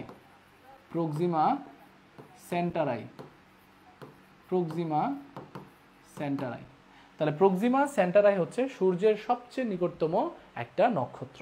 তাহলে প্রিয় ভাই বোন, সবাই কি ক্লিয়ার এতটুকু? সবাই একটু বলবেন, ক্লিয়ার হলে ডান বলবেন। ক্লিয়ার হলে সবাই একটু বলবেন ডান। সবাই ক্লিয়ার হলে একটু ডান বলবেন। এটা শেষ হলে আমরা নতুন আর কিছু গ্রহ আছে সেগুলো সম্পর্কে সংক্ষিপ্ত আলোচনা করে আমরা নতুন টপিকে যাব। আজকে আমরা পৃথিবীতে কিভাবে ঢুকবো, কোন কোন টপিকগুলো নিয়ে আলোচনা করব, বিশ্বের সবচেয়ে গুরুত্বপূর্ণ সীমারেখাগুলো নিয়ে ইনশাল্লাহ আমরা আজকে আলোচনা করব, ঠিক আছে? প্রত্যেকটা সীমারেখা নিয়ে ইনশাল্লাহ আজকে আলোচনা করব। ওকে, শান্তসাগর চাঁদে, রাইট অ্যান্সার। ওকে, তাহলে আমরা এতটুকু পর্যন্ত সবাই আশা করি ক্লিয়ার। আমি এটা মুছে দিচ্ছি। এবার সূর্যের পরের যে আলোচনা, পৃথিবীর পরের যে আলোচনাটা, পৃথিবীর পরে যে গ্রহটা আপনি পাবেন, অর্থাৎ চতুর্থ যে গ্রহটা পাবেন আপনি, মার্স অথবা যেটাকে আমরা কি নামে ডাকি? মঙ্গল, ঠিক আছে? এই মঙ্গল উপগ্রহ থেকে আপনাদের কোশ্চেন আসে, তার উপগ্রহ কয়টি? মঙ্গলের উপগ্রহ কয়টি? মঙ্গলের উপগ্রহ দুটি, এবং দুটি উপগ্রহর একটা মধ্যে নাম হচ্ছে ডিমোস, এটার নাম হচ্ছে ডিমোস, আর আরেকটার নাম হচ্ছে ফোবস বা ফাবোসও বলে অনেকে। তাহলে ডিমোস এবং ফোবস এই দুইটা খুবই গুরুত্বপূর্ণ উপগ্রহ, এবং সৌরজগতের সবচেয়ে ক্ষুদ্রতম উপগ্রহ কিন্তু এটা, সবচেয়ে ক্ষুদ্রতম উপগ্রহ হচ্ছে এই ডিমোস। কার উপগ্রহ? মঙ্গলের উপগ্রহ। আপনাদের এভাবে কোশ্চেন আসতে পারে যে রেড প্ল্যানেট কাকে বলা হয়? এটা মেবি আপনাদেরকে পড়ানো হয়েছে। রেড প্ল্যানেট কাকে বলা হয়, বা যাকে আমরা লাল গ্রহ বলছি, তাহলে লাল গ্রহ বলা হয় কাকে, বা রেড প্ল্যানেট বলা হয় কাকে? বলা হয় মূলত মঙ্গলকে বলা হয় রেড প্ল্যানেট। এই সৌরজগতের ছোট ছোট খুঁটিনাটিগুলো কিন্তু আপনাদের আসতে পারে। তাহলে ওকে মাশাআল্লাহ, অনেকেই কিন্তু আনসার করছেন, অনেক ধন্যবাদ ভাই বোনরা। প্রক্সিমা সেন্টারাই সূর্যের নিকটতম প্রক্সিমা সেন্টারাই, মাশাআল্লাহ। ওকে, তাহলে আশা করছি সবাই ক্লিয়ার। ভেরি গুড, ডান বলেছেন। আমি একটু নামগুলো পড়ি, দেখি আপনারা যুক্ত আছেন। আজকে একটু নাম পড়তে যদিও ঝামেলা হচ্ছে, কারণ আমাদের সেট আপটা একদমই নতুন, ঠিক আছে? আশা করছি এগুলো খুব দ্রুত সেটেল ডাউন হবে। আর সাইদুল স্যারের পেজ থেকে যারা ক্লাস নিচ্ছে বা এই অঞ্চল থেকে, ইনশাল্লাহ আরও সুন্দর করে আমরা সুগঠিতভাবে নতুনভাবে আপনাদেরকে পড়ানোর চেষ্টা করব। এই যে স্লাইডগুলো যেগুলো দেখছেন, সবগুলো স্লাইড কিন্তু খুবই আপডেটেড, এবং এই স্লাইডগুলোর উপরেই কিন্তু আপনাদের ক্লাস হবে ইনশাল্লাহ। তাহলে দুইটি বলেছেন, ওকে, ভেরি গুড, দুইটি ডিমোস ফোবস, মাশাআল্লাহ। তাহলে এটা সম্পর্কে আপনাদের সবার ক্লিয়ার। মঙ্গল গ্রহ থেকে আপনাদের আসতে পারে। পাশাপাশি মঙ্গলে কিউরিসিটি নামক নাসা কিন্তু একটা রোবট পাঠিয়েছে। রোবট পাঠিয়েছে, এটা একটু মাথায় রাখতে পারেন। Curiosity, curiosity. তাহলে কিউরিসিটি নামক যে রোবট আছে, রোবট যান মানে হচ্ছে যানবাহনের মতো একটা রোবট। তাহলে সেটা কে পাঠিয়েছে? নাসা পাঠিয়েছে, নাসা। ঠিক আছে, নাসা পাঠিয়েছে কিউরিসিটি নামক একটা রোবট। কোথায় পাঠিয়েছে? মঙ্গলে। এবার আমরা এই মঙ্গলের পরে যে অঞ্চলটা নিয়ে আলোচনা করব সেটা আমাদের সবার বড় ভাই, ঠিক আছে, পঞ্চম যে গ্রহটা, পঞ্চম গ্রহের নাম হচ্ছে বৃহস্পতি। বৃহস্পতি, এই বৃহস্পতিটা খুবই ছোট নাম হলেও কিন্তু এটার আয়তনটা হিউজ, বিশাল বড়। তাহলে এখন এই বৃহস্পতি গ্রহটা নিয়ে একটু বেসিক ছোট্ট একটু আলোচনা করে দিই। বৃহস্পতির প্রথমত সবচেয়ে বৃহত্তম গ্রহ। তাহলে যদি আপনাদের কোশ্চেন থাকে এভাবে যে সৌরজগতের সবচেয়ে বৃহত্তম গ্রহ, অবশ্যই সেটা বৃহস্পতি। কিন্তু এটা থেকে কোশ্চেন আসলেও একটু কঠিন যদি কোশ্চেন করে, আপনার বলবে সৌরজগতের সবচেয়ে বৃহত্তম উপগ্রহ কোনটি? সবচেয়ে বৃহত্তম উপগ্রহ, এই উপগ্রহের নাম হচ্ছে গ্যানিমিড। উপগ্রহের নাম কি বলেন তো স্যার? গ্যানিমিড। তাহলে সৌরজগতের সবচেয়ে বৃহত্তম গ্রহের নাম হচ্ছে বৃহস্পতি, পাশাপাশি তাকে প্রদক্ষিণ করে ঘুরতে থাকা একটা বিশাল উপগ্রহ আছে যেটার নাম হচ্ছে গ্যানিমিড। তাহলে আমরা যদি বলি সৌরজগতের সবচেয়ে বৃহত্তম উপগ্রহের নাম কি? গ্যানিমিড। সবাই কি ক্লিয়ার? একটু আনসার করেন তো, সৌরজগতের সবচেয়ে বৃহত্তম উপগ্রহটার নাম কি? কে কে পারবেন একটু আনসার করেন। সৌরজগতের সবচেয়ে বৃহত্তম উপগ্রহের নাম কি? সবাই সবাই সবাই একটু দ্রুত আনসার করতে হবে। সৌরজগতের সবচেয়ে বৃহত্তম উপগ্রহের নাম কি? ঠিক আছে, আচ্ছা, আশা করছি আপনারা এটা ক্লিয়ার। বৃহস্পতি ছোট ছোট টপিকগুলো থেকে এগুলো থেকে তেমন একটা প্রশ্ন আসে না, না বললেই নাই, কিন্তু তারপরে বলে দিচ্ছি। নবমের পরে আমরা এবার 6 নম্বরটা নিয়ে আলোচনা করব। ষষ্ঠ যেটা, সেটার নাম হচ্ছে শনি। এই শনিটা থেকে আপনাদের কোশ্চেন আসতে পারে। এটা হচ্ছে দ্বিতীয় বৃহত্তম গ্রহ, সৌরজগতের দ্বিতীয় বৃহত্তম গ্রহ। তাহলে সৌরজগতের দ্বিতীয় বৃহত্তম গ্রহের নাম কি? শনি। এটার মধ্যে কিন্তু একটা বলয় আছে, ঠিক আছে, বলয় আছে এই গ্রহের মধ্যে, বলয় আছে এই গ্রহতে। পাশাপাশি এই শনিটাতে কিন্তু আমরা জানি সৌরজগতের সবচেয়ে বেশি উপগ্রহের সংখ্যা, এটা আপ ডাউন করে। আমাদের আগের ভূগোল বইগুলোতে দেখবেন যে বৃহস্পতিতে সবচেয়ে বেশি উপগ্রহ, রিসেন্ট টাইমে দেখবেন যে শনি গ্রহে উপগ্রহ। তাহলে উপগ্রহ সংখ্যা বেশি কোথায় সেটা নিয়ে একটু কনফিউশন থাকে। এটা মাঝে মাঝে শনিতে, আবার কিছু কিছু বই মতে বা কিছু কিছু গ্রন্থ মতে সেগুলোতে আবার বৃহস্পতিতে দেখায়। তাহলে আমরা এটা মাথায় রাখবো যে সৌরজগতের দ্বিতীয় বৃহত্তম গ্রহ যেটা, সেটার নাম হচ্ছে শনি। শনির পরে ছোট্ট করে আমাদের ইউরেনাস এবং নেপচুন, দুইটা ইংরেজি প্রতিশব্দের একটু নাম দেখেন। ইউরেনাস, এগুলো কিন্তু সবগুলো আমাদের বারের মতো হয়ে গেছে, তাই না? শনিবার, রবিবার, সোমবার, এরকম টাইপের। সোমবার তো নাই, তো আমরা এই জিনিসটা একটু ভালো করে পড়বো। ইউরেনাসটাকে বলা হয় গ্রিন প্ল্যানেট। গ্রিন প্ল্যানেট বা যেটাকে আমরা সবুজ গ্রহ বলতে পারি, সবুজ গ্রহ। তাহলে 3টা কালারের গ্রহ পাবেন। একটা হচ্ছে আমাদের পৃথিবী, যেটাকে আমরা বলি ব্লু প্ল্যানেট। একটা মঙ্গল, যেটাকে আপনারা রেড প্ল্যানেট বা লাল গ্রহ বলছেন। আরেকটা হচ্ছে ইউরেনাস, যেটাকে আপনারা সবুজ গ্রহ বা গ্রিন প্ল্যানেট বলছেন। তাহলে ইউরেনাসটা সম্পর্কে একটু মাথায় রাখতে হবে। ইউরেনাস মানে হচ্ছে গ্রিন প্ল্যানেট বা সবুজ গ্রহ। তারপরে যেটা আসবে সেটার নাম হচ্ছে নেপচুন। এই নেপচুনটা কি জিনিস? এই নেপচুনটা হচ্ছে সবচেয়ে দূরবর্তী, সৌরজগতের সবচেয়ে দূরবর্তী গ্রহ। পাশাপাশি আপনি বলতে পারেন সবচেয়ে শীতলতম গ্রহ। শীতলতম গ্রহ হচ্ছে এই যে নেপচুন। তাহলে সৌরজগতের সবচেয়ে দূরবর্তী এবং শীতলতম যে গ্রহ, সেটার নাম হচ্ছে নেপচুন। প্রিয় স্যাররা, সবাই ক্লিয়ার কিনা একটু বলেন তো? সবাই ক্লিয়ার? সবাই একটু বলতে হবে ক্লিয়ার কিনা। সবাই খুব দ্রুত বলতে হবে ক্লিয়ার কিনা। এতটুকু পর্যন্ত ক্লিয়ার কিনা? যদি এতটুকু পর্যন্ত ক্লিয়ার হন, এবার আমরা আমাদের পৃথিবীতে যাবো, একটা একটা করে ছোট ছোট টপিকগুলো নিয়ে আলোচনা করব। সবাই ক্লিয়ার বলতে হবে। তাহলে সবাই বলেন ক্লিয়ার কিনা। আপনারা সবাই কি ক্লিয়ার? যদি ক্লিয়ার হয় তাহলে কিন্তু আমরা আলোচনা করব, ঠিক আছে? তাহলে প্রশ্নটা আনসার করে ফেলেন। ক্লিয়ার হলে কিন্তু আনসার করা যায়। এই কোশ্চেনটার আনসার করে ফেলেন। নিচের কোন গ্রহটি সকালের আকাশে সন্ধ্যা তারা এবং ভোরের আকাশে শুকতারা নামে পরিচিত? অর্থাৎ সন্ধ্যার আকাশে এটাকে আমরা বলি সন্ধ্যা তারা, আর ভোরের আকাশে বা সকালের আকাশে শুকতারা। বলেন, শুকতারা সন্ধ্যা তারা কাকে বলা হয় স্যার? সবাই একটু বলতে হবে, দ্রুত একটু দ্রুত আনসার করতে হবে। সবাইকে একটু দ্রুত আনসার করতে হবে। প্রিয় স্যাররা, সবাইকে একটু দ্রুত আনসার করতে হবে। Okay, very good, right answer. Already মানে দেওয়ার সাথে সাথে যারা আনসার দেয় না খুব দ্রুত, তারা কিন্তু খুব ভালো করবে ইনশাল্লাহ। আমি দেখি আমাদের সাথে কারা কারা যুক্ত আছেন। আমাদের বোন লিজা যুক্ত আছেন। সবাই একটু আনসার করেন, এই প্রশ্নটা একটু আনসার করেন, দেখি আপনাদের আনসারগুলা।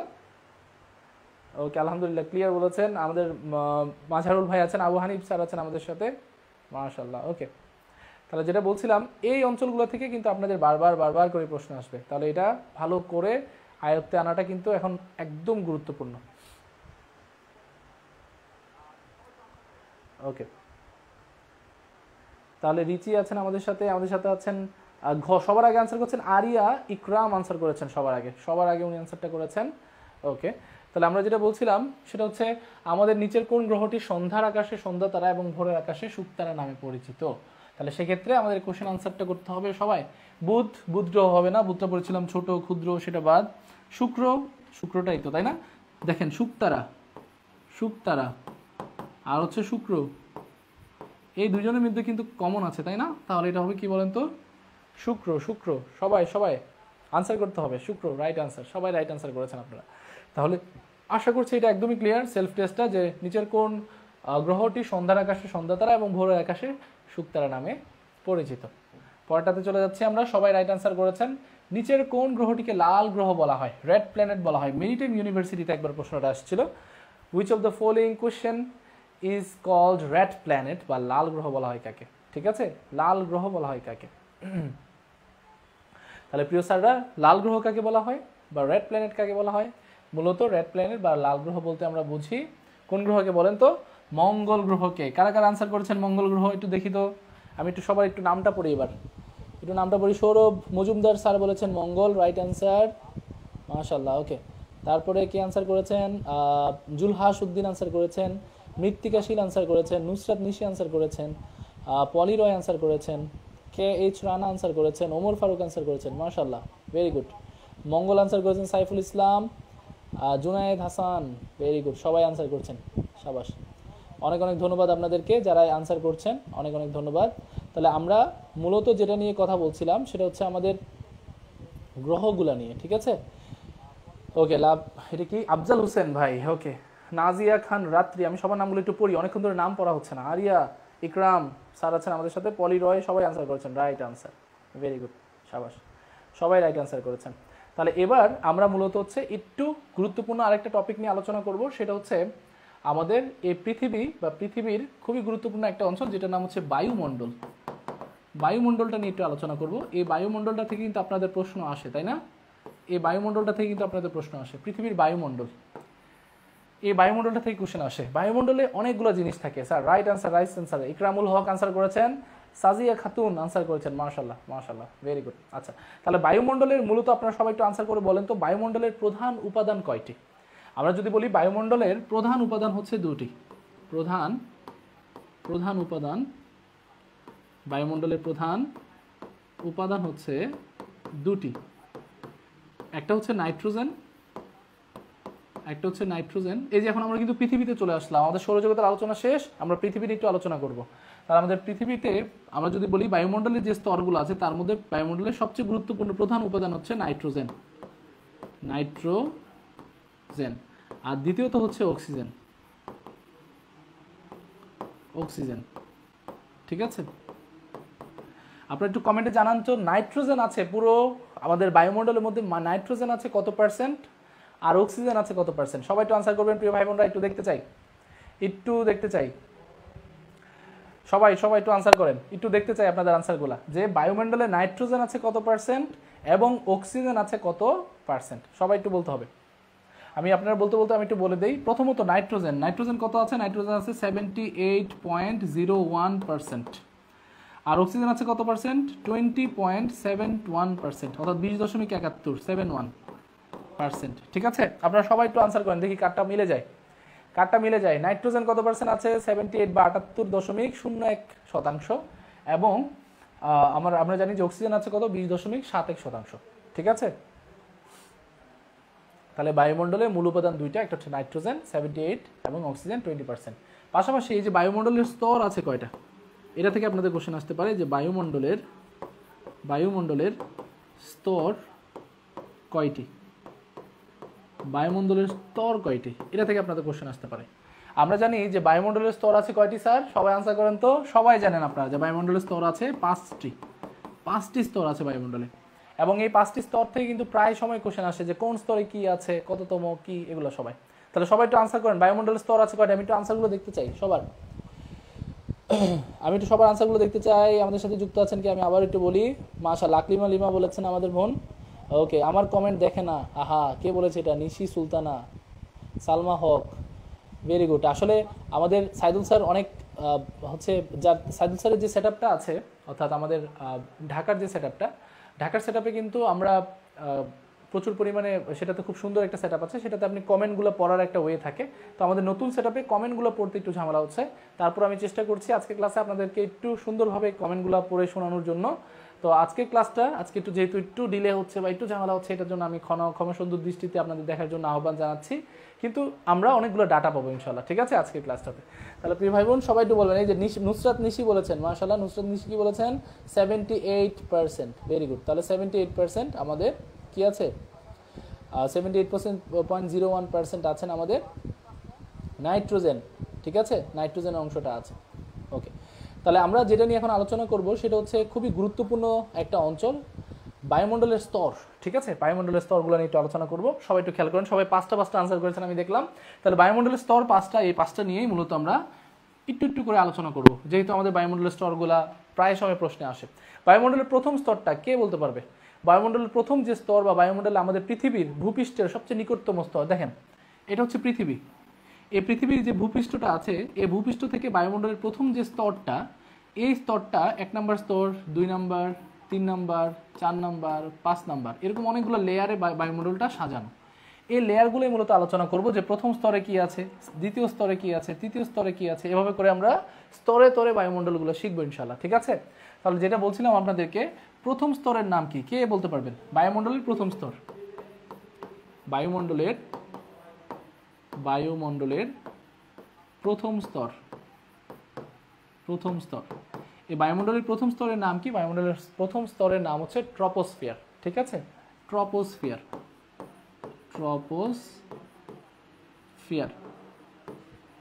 তাহলে বায়ুমণ্ডলের প্রথম স্তরের নাম কি? ট্রপোস্ফিয়ার। তাহলে আপনাদের কোশ্চেন আসতে পারে, বায়ুমণ্ডলের প্রথম স্তর বলতে ভূপৃষ্ঠের সবচেয়ে নিকটতম, আমরা ওই হিসাবে প্রথম স্তর বলছি। তাহলে আপনি এটা লিখে রাখতে পারেন যে ভূপৃষ্ঠের সবচেয়ে নিকটতম, ভূপৃষ্ঠের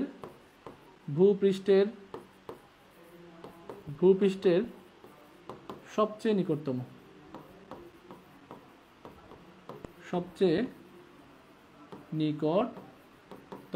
তাহলে আমরা যদি বলি ভূপৃষ্ঠের সবচেয়ে নিকটতম যে স্তর, সেটার নাম কি বলেন তো? সেটার নামই হচ্ছে ট্রপোস্ফিয়ার, ঠিক আছে। সবাই ক্লিয়ার ভাই বোন আমার?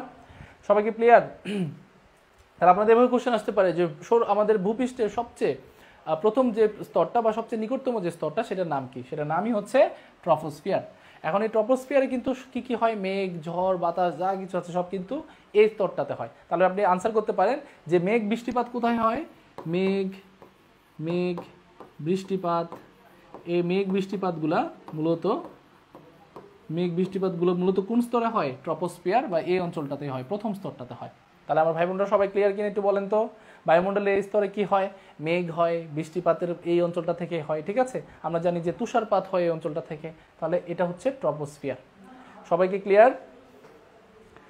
ক্লিয়ার কিনা একটু বলতে হবে। আমি একটু নামগুলো আরেকবার পড়ি, এত দূর থেকে দেখাও যায় না। আমার ভাই বোনরা কারা কারা আনসার করছেন? ওকে, ভেরি গুড। মল্লিক মিলন আমাদের সাথে আছেন, ফাহিমা আক্তার ভন আমাদের আনসার করেছেন, মাশাআল্লাহ, অনেকগুলো আনসার, মাশাআল্লাহ। ট্রপোস্ফিয়ার, আজিজুল হক আনসার করেছেন, বিউটি শর্মা আনসার করেছেন, আঞ্জুমার আনসার করেছেন, ওকে। তারপর রজনী আক্তার, বিউটি শর্মা, সবাই আনসার করেছেন, ঠিক আছে, ভেরি গুড। সবাই আজকে খুবই সুন্দরভাবে ক্লাসটা এনজয় করবেন আশা রাখি, ঠিক আছে। তাহলে বৃষ্টিপাত, মেঘ এগুলো কোথায় হয়? এগুলো মূলত হচ্ছে ট্রপোস্ফিয়ারে হয়, তাই না? ট্রপোস্ফিয়ারে হয়, ওকে। এবার ট্রপোস্ফিয়ার পরে আমরা যেটা নিয়ে আলোচনা করব সেটা হচ্ছে বায়ুমণ্ডলের দ্বিতীয় স্তর। এবার আপনারা বলেন তো বায়ুমণ্ডলের দ্বিতীয় স্তর কোনটা? বায়ুমণ্ডলের দ্বিতীয় স্তর কে অ্যান্সার করতে পারবে? বায়ুমণ্ডলের দ্বিতীয় স্তর ছোট একটা জিনিস, আপনারা যতটুকুই জানেন সেটা একটু ফ্লারিশ করার চেষ্টা করেন, যে কতটুকু পারি বা কতটুকু বেসিকটা আমার ক্লিয়ার আছে। বায়ুমণ্ডলের দ্বিতীয় স্তর যেটা, এটার নাম হচ্ছে মেসোস্ফিয়ার। তাহলে এই মেসোস্ফিয়ার থেকে আপনাদের কোশ্চেন থাকতে পারে, বায়ুমণ্ডলের দ্বিতীয় স্তর কি প্রিয় ভাই বোন? মেসোস্ফিয়ার বা স্ট্র্যাটোস্ফিয়ারও আছে, ঠিক আছে। 3 নম্বর স্তরটাতে পরে আলোচনা করি, আমরা দ্বিতীয় স্তরটা আলোচনা করি, স্ট্র্যাটোস্ফিয়ারটা নিয়ে একটু আলোচনা করি, তারপর আপনাদের কাছে ওইটা আলোচনা করি। তাহলে আমরা যেটা বলবো স্ট্র্যাটোস্ফিয়ারটা নিয়ে একটু আলোচনা করে রাখি আগে, তারপর আমরা মেসোস্ফিয়ার নিয়ে আলোচনা করব। তাহলে আমরা যদি বলি বায়ুমণ্ডলের প্রথম স্তর সেটা হচ্ছে ট্রপোস্ফিয়ার, তারপর হচ্ছে স্ট্র্যাটোস্ফিয়ার। এই স্ট্র্যাটোস্ফিয়ারটা হচ্ছে বায়ুমণ্ডলের দ্বিতীয় স্তর, এবং আপনাদের এটা থেকে একবার কোশ্চেন আসছিল প্রাইমারির প্রশ্ন। প্রাইমারিতে প্রশ্ন আসছিল যে বায়ুমণ্ডলের ভূপৃষ্ঠ থেকে নিকটতম দ্বিতীয় স্তর, এই দ্বিতীয় স্তরের নাম কি? এই দ্বিতীয় স্তরের নাম হচ্ছে স্ট্র্যাটোস্ফিয়ার। তাহলে স্ট্র্যাটোস্ফিয়ার সম্পর্কে কার কার জানা আছে বলেন তো? বায়ুমণ্ডলের দ্বিতীয় নিকটতম স্তর বা বায়ুমণ্ডলের দ্বিতীয় স্তরের নাম কি? স্ট্র্যাটোস্ফিয়ার। একটা প্রশ্ন এসেছিল আপনাদের নিবন্ধনের প্রশ্নটা এরকম ছিল কিছুটা, যে বায়ুমণ্ডলের কোন স্তরে ওজোন গ্যাস আছে? Ozone gas. তাহলে ওজোন গ্যাস আছে কোন স্তরে? প্রিয় ভাই বোন সবাই বলেন তো, ওজোন গ্যাস আছে কোন স্তরে? তাহলে ওজোন গ্যাস আছে এই যে স্ট্র্যাটোস্ফিয়ার, এই স্ট্র্যাটোস্ফিয়ার অঞ্চলে আছে ওজোন গ্যাস, স্ট্র্যাটোস্ফিয়ার। ঠিক আছে, ওজোন গ্যাস আছে এই স্তরে, লিখে রাখেন, এটা লিখে রাখতে পারেন প্রিয় ভাই বোন, সবাই একটু লিখে রাখতে পারেন। তাহলে আমরা যদি বলি ওজোন স্তর আছে কোন স্তরে, আমরা বলতে পারি ওজোন গ্যাসটা আছে মূলত স্ট্র্যাটোস্ফিয়ারে। সবাই ক্লিয়ার কিনা? Ozone gas. আর অনেক সময় এই ওজোন গ্যাসটা কিন্তু আপনাদের সাংকেতিকভাবে দিয়ে দেয়। ঠিক আছে, আপনারা যারা আনসার করছেন ওজোন ওজোন গ্যাসটা মূলত একটা সাংকেতিকভাবে দেয়। ওজোন গ্যাসের সংকেতটা হচ্ছে O3। ঠিক আছে, O3। তাহলে O3 মানে হচ্ছে ওজোন গ্যাস, এটা একটু মাথায় রাখবেন, ওজোন গ্যাস। তাহলে ওজোন গ্যাস, এটা থেকে আপনাদের কোশ্চেন আসতে পারে O3। তাহলে আমরা যদি বলি বায়ুমণ্ডলের দ্বিতীয় স্তর স্ট্র্যাটোস্ফিয়ার, এবং স্ট্র্যাটোস্ফিয়ারে কি আছে? ওজোন গ্যাস আছে। প্রিয় ভাই বোন সবাই কি ক্লিয়ার? সবাই কি ক্লিয়ার স্ট্র্যাটোস্ফিয়ার সম্পর্কে? সবাই ক্লিয়ার কিনা? ভেরি গুড ক্লিয়ার স্যার, মাশাআল্লাহ। তাহলে যদি এটা ক্লিয়ার হয়ে যায় স্ট্র্যাটোস্ফিয়ার সম্পর্কে, তাহলে আমরা বায়ুমণ্ডলের 3 নাম্বার স্তরটা সম্পর্কে পড়বো। আজকে একটু দ্রুত চলে যাই, আপনারা সবাই এগুলো সম্পর্কে জানেন, তারপর একটু ঝালিয়ে নেওয়া আজকের ক্লাসটার মাধ্যমে। এবার বায়ুমণ্ডলের তৃতীয় স্তরটা নিয়ে পড়বো, যেটা একটু আগে বলছিলাম মেসোস্ফিয়ার। এটা আগে আলোচনা করতে চেয়েছিলাম, বাট ক্রমান্বয়ে আলোচনা করলে আপনাদের জন্য সুবিধা হয়। তাহলে বায়ুমণ্ডলের তৃতীয় স্তর, তাহলে বায়ুমণ্ডলের তৃতীয় স্তর কোনটা প্রিয় স্যার? সবাই বলতে হবে মেসোস্ফিয়ার। এই মেসোস্ফিয়ার হচ্ছে বায়ুমণ্ডলের তৃতীয় স্তরের নাম হচ্ছে মেসোস্ফিয়ার। তাহলে আপনারা যারা আনসার করেছেন বায়ুমণ্ডলের তৃতীয় স্তরের নাম কি বলেন তো? মেসোস্ফিয়ার। ঠিক আছে, মেসোস্ফিয়ার। তাহলে আমরা মূলত মেসোস্ফিয়ারটাকে কিভাবে আলোচনা করি, বা মেসোস্ফিয়ার থেকে কি ধরনের প্রশ্ন থাকে? যদি বলা হয় উল্কাপিণ্ড আছে না, উল্কাপিণ্ডগুলো কোথায় থাকে, বা উল্কাপিণ্ডটা কোন দিক দিয়ে যায়, ছোটাছুটি করে কোথা থেকে, এটা হচ্ছে মেসোস্ফিয়ারে। তাহলে আপনাদের এবার কোশ্চেন আসতে পারে যে উল্কাপিণ্ড বা উল্কাপাত বলতে পারি আমরা, হ্যাঁ, এটা কোথায় হয়? এটা হয় মূলত হচ্ছে এই মেসোস্ফিয়ারে।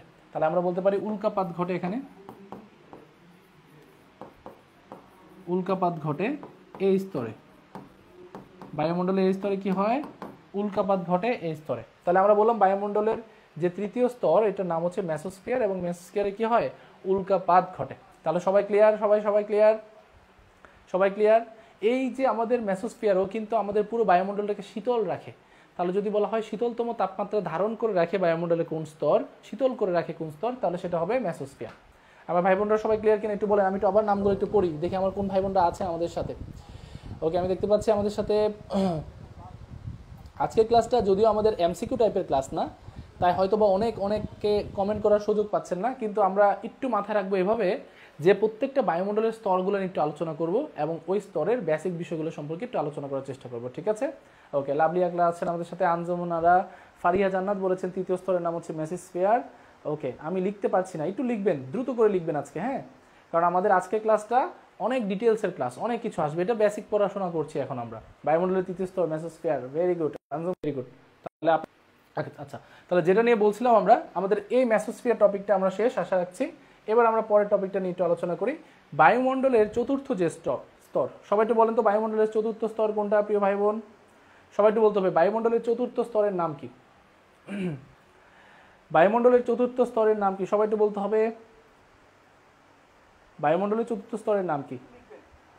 আমি বারবার আপনাদের কাছে একটা জিনিসের জন্য আজকে একটু ক্ষমা প্রার্থী, সেটা হচ্ছে আজকের নতুন প্ল্যাটফর্মে ক্লাসে নেওয়ার কারণে আমাদের একটু ঝামেলা হচ্ছে, শুধুমাত্র নেট প্রবলেম বলেন বা বিষয়গুলো নিয়ে। তো এটা আমরা ইনশাল্লাহ নেক্সট যেই ক্লাস শিডিউলগুলো হবে ইনশাল্লাহ সেগুলোতে একদম খুব সুন্দরভাবে ইনশাল্লাহ আমরা গুছানোর চেষ্টা করব। ঠিক আছে, তাহলে প্রিয় ভাই বোন আপনারা একটু কমেন্ট করে জানাবেন যে আমাদের চতুর্থ স্তরের নাম কি? বায়ুমণ্ডলের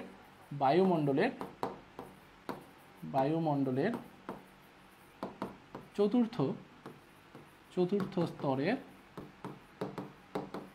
নাম বলেন সবাই।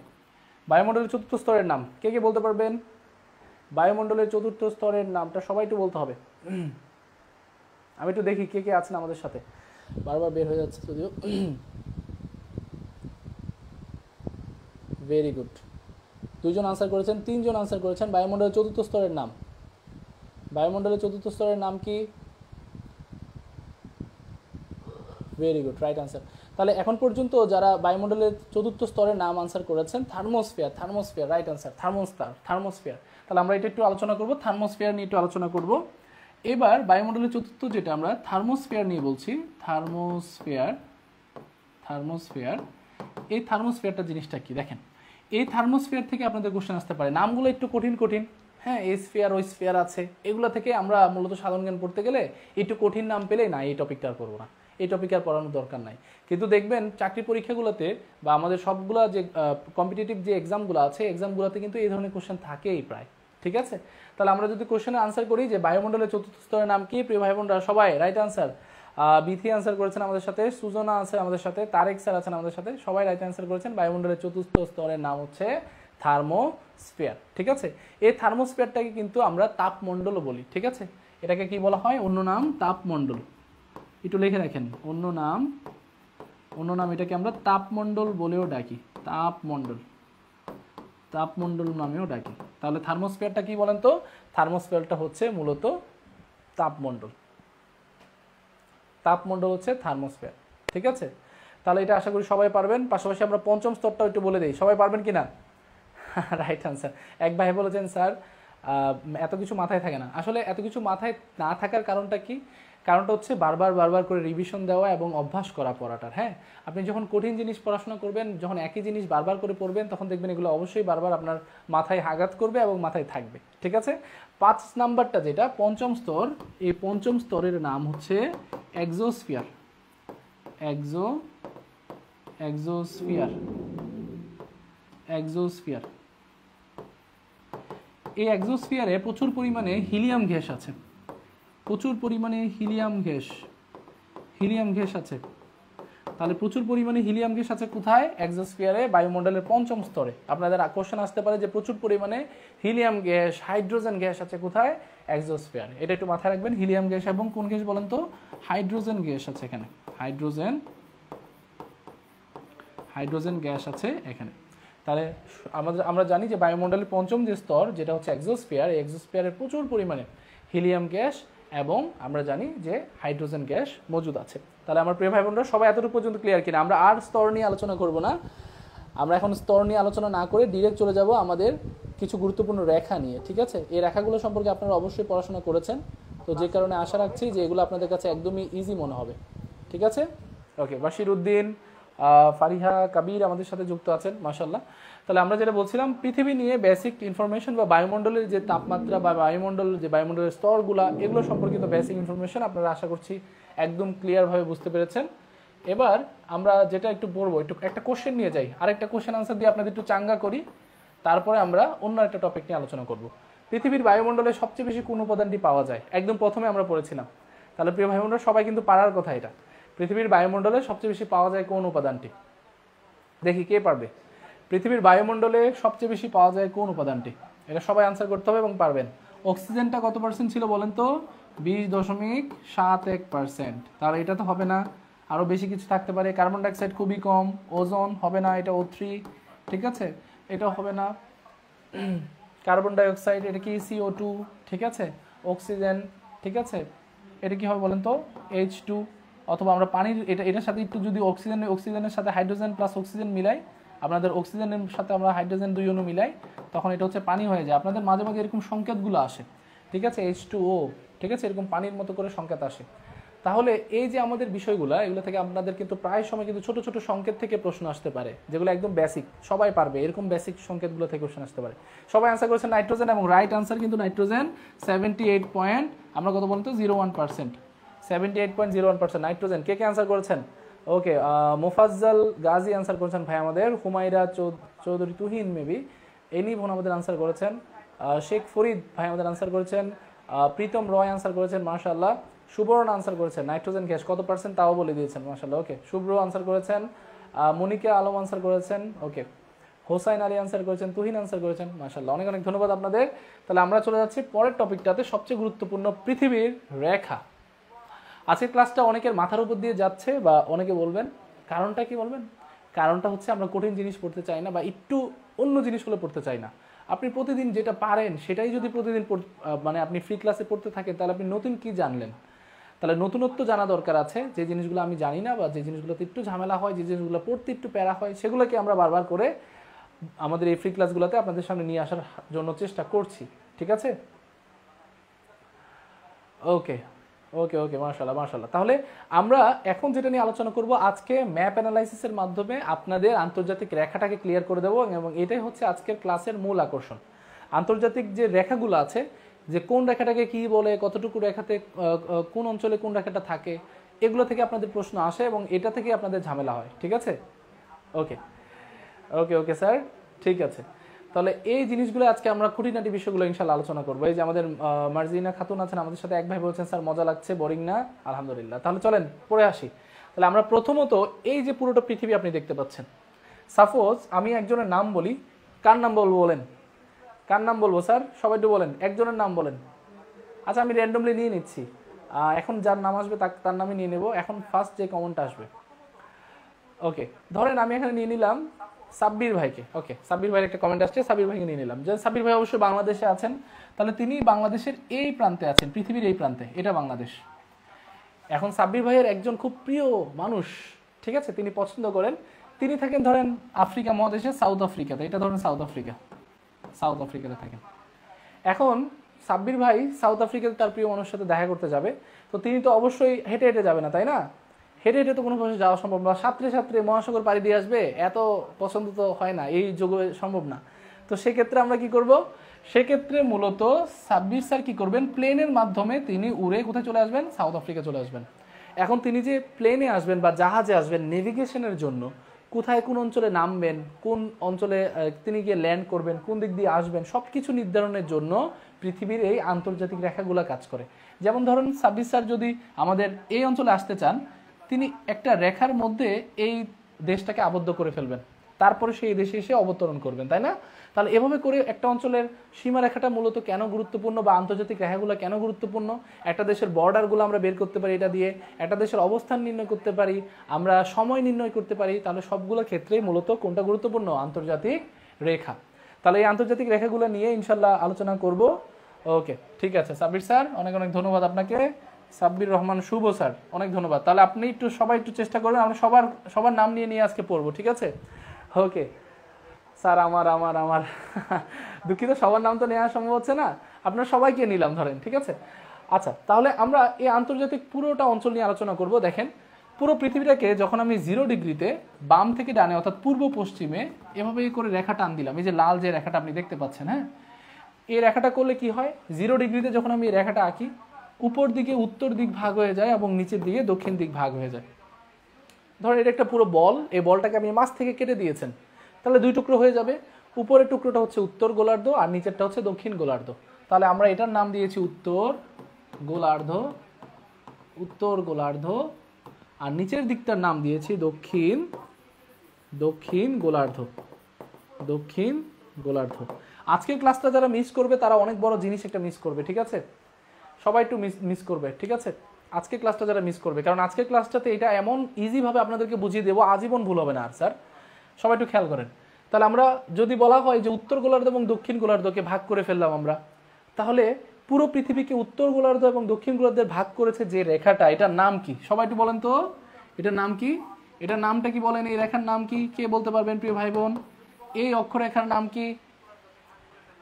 কে বলতে পারবেন প্রিয় ভাই বোন? এই অক্ষরেখার নাম কি? সবাই সবাই সবাই দ্রুত একটু আনসার করতে হবে। এই অক্ষরেখার নাম কি? আমরা বলে দিচ্ছি, এই অক্ষরেখার নাম হচ্ছে ওই যে কোনায় দেখেন বিষুব রেখা, অথবা এটাকে আমরা নামে ডাকতে পারি নিরক্ষ রেখা অথবা ইকুয়েটর। তাহলে এই রেখাটার নাম কি পেলাম স্যার? এই রেখাটার নাম পেলাম আমরা বিষুব রেখা, অথবা এটার নাম আমরা পেলাম ইকুয়েডর, অথবা আমরা এটার নাম পেলাম নিরক্ষ রেখা।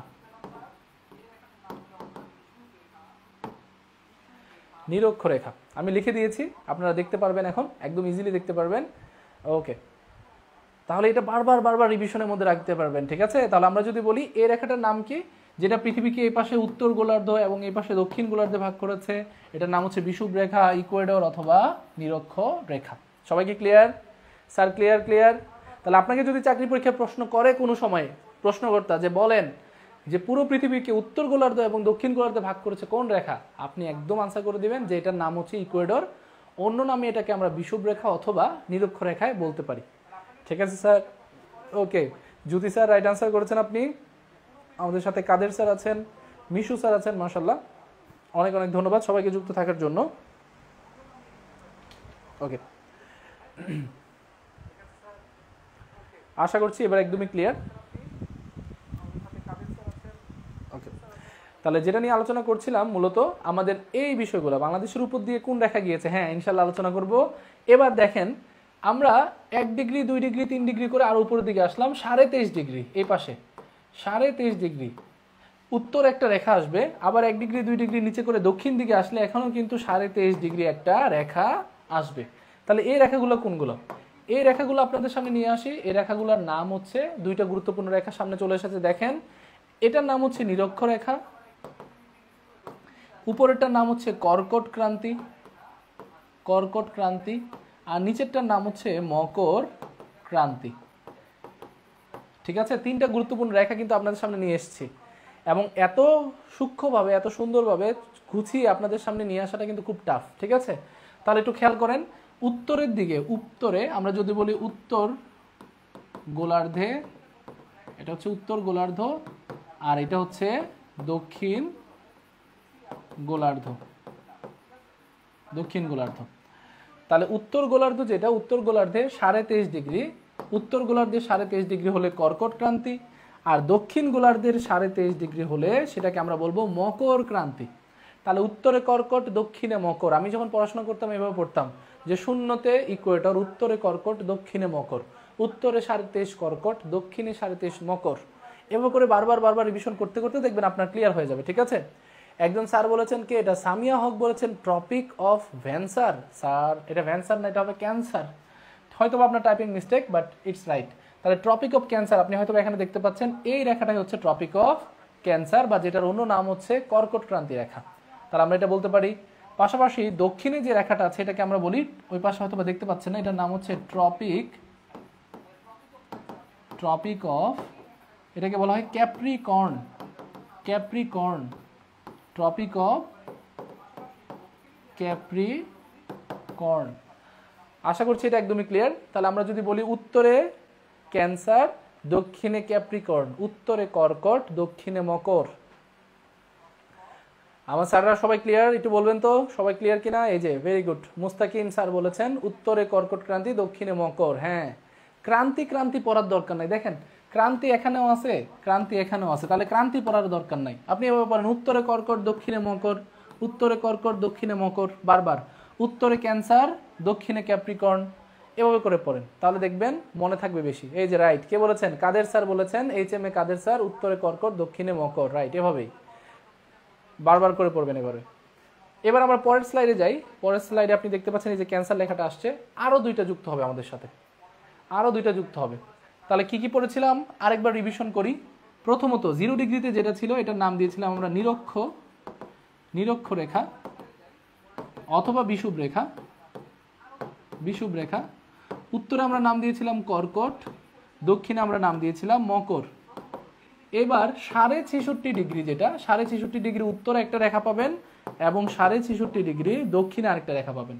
66.5 ডিগ্রি উত্তর, 66.5 ডিগ্রি দক্ষিণ। উত্তরে যেটা, সেটার নাম আমরা দিব সুমেরু, সুমেরু।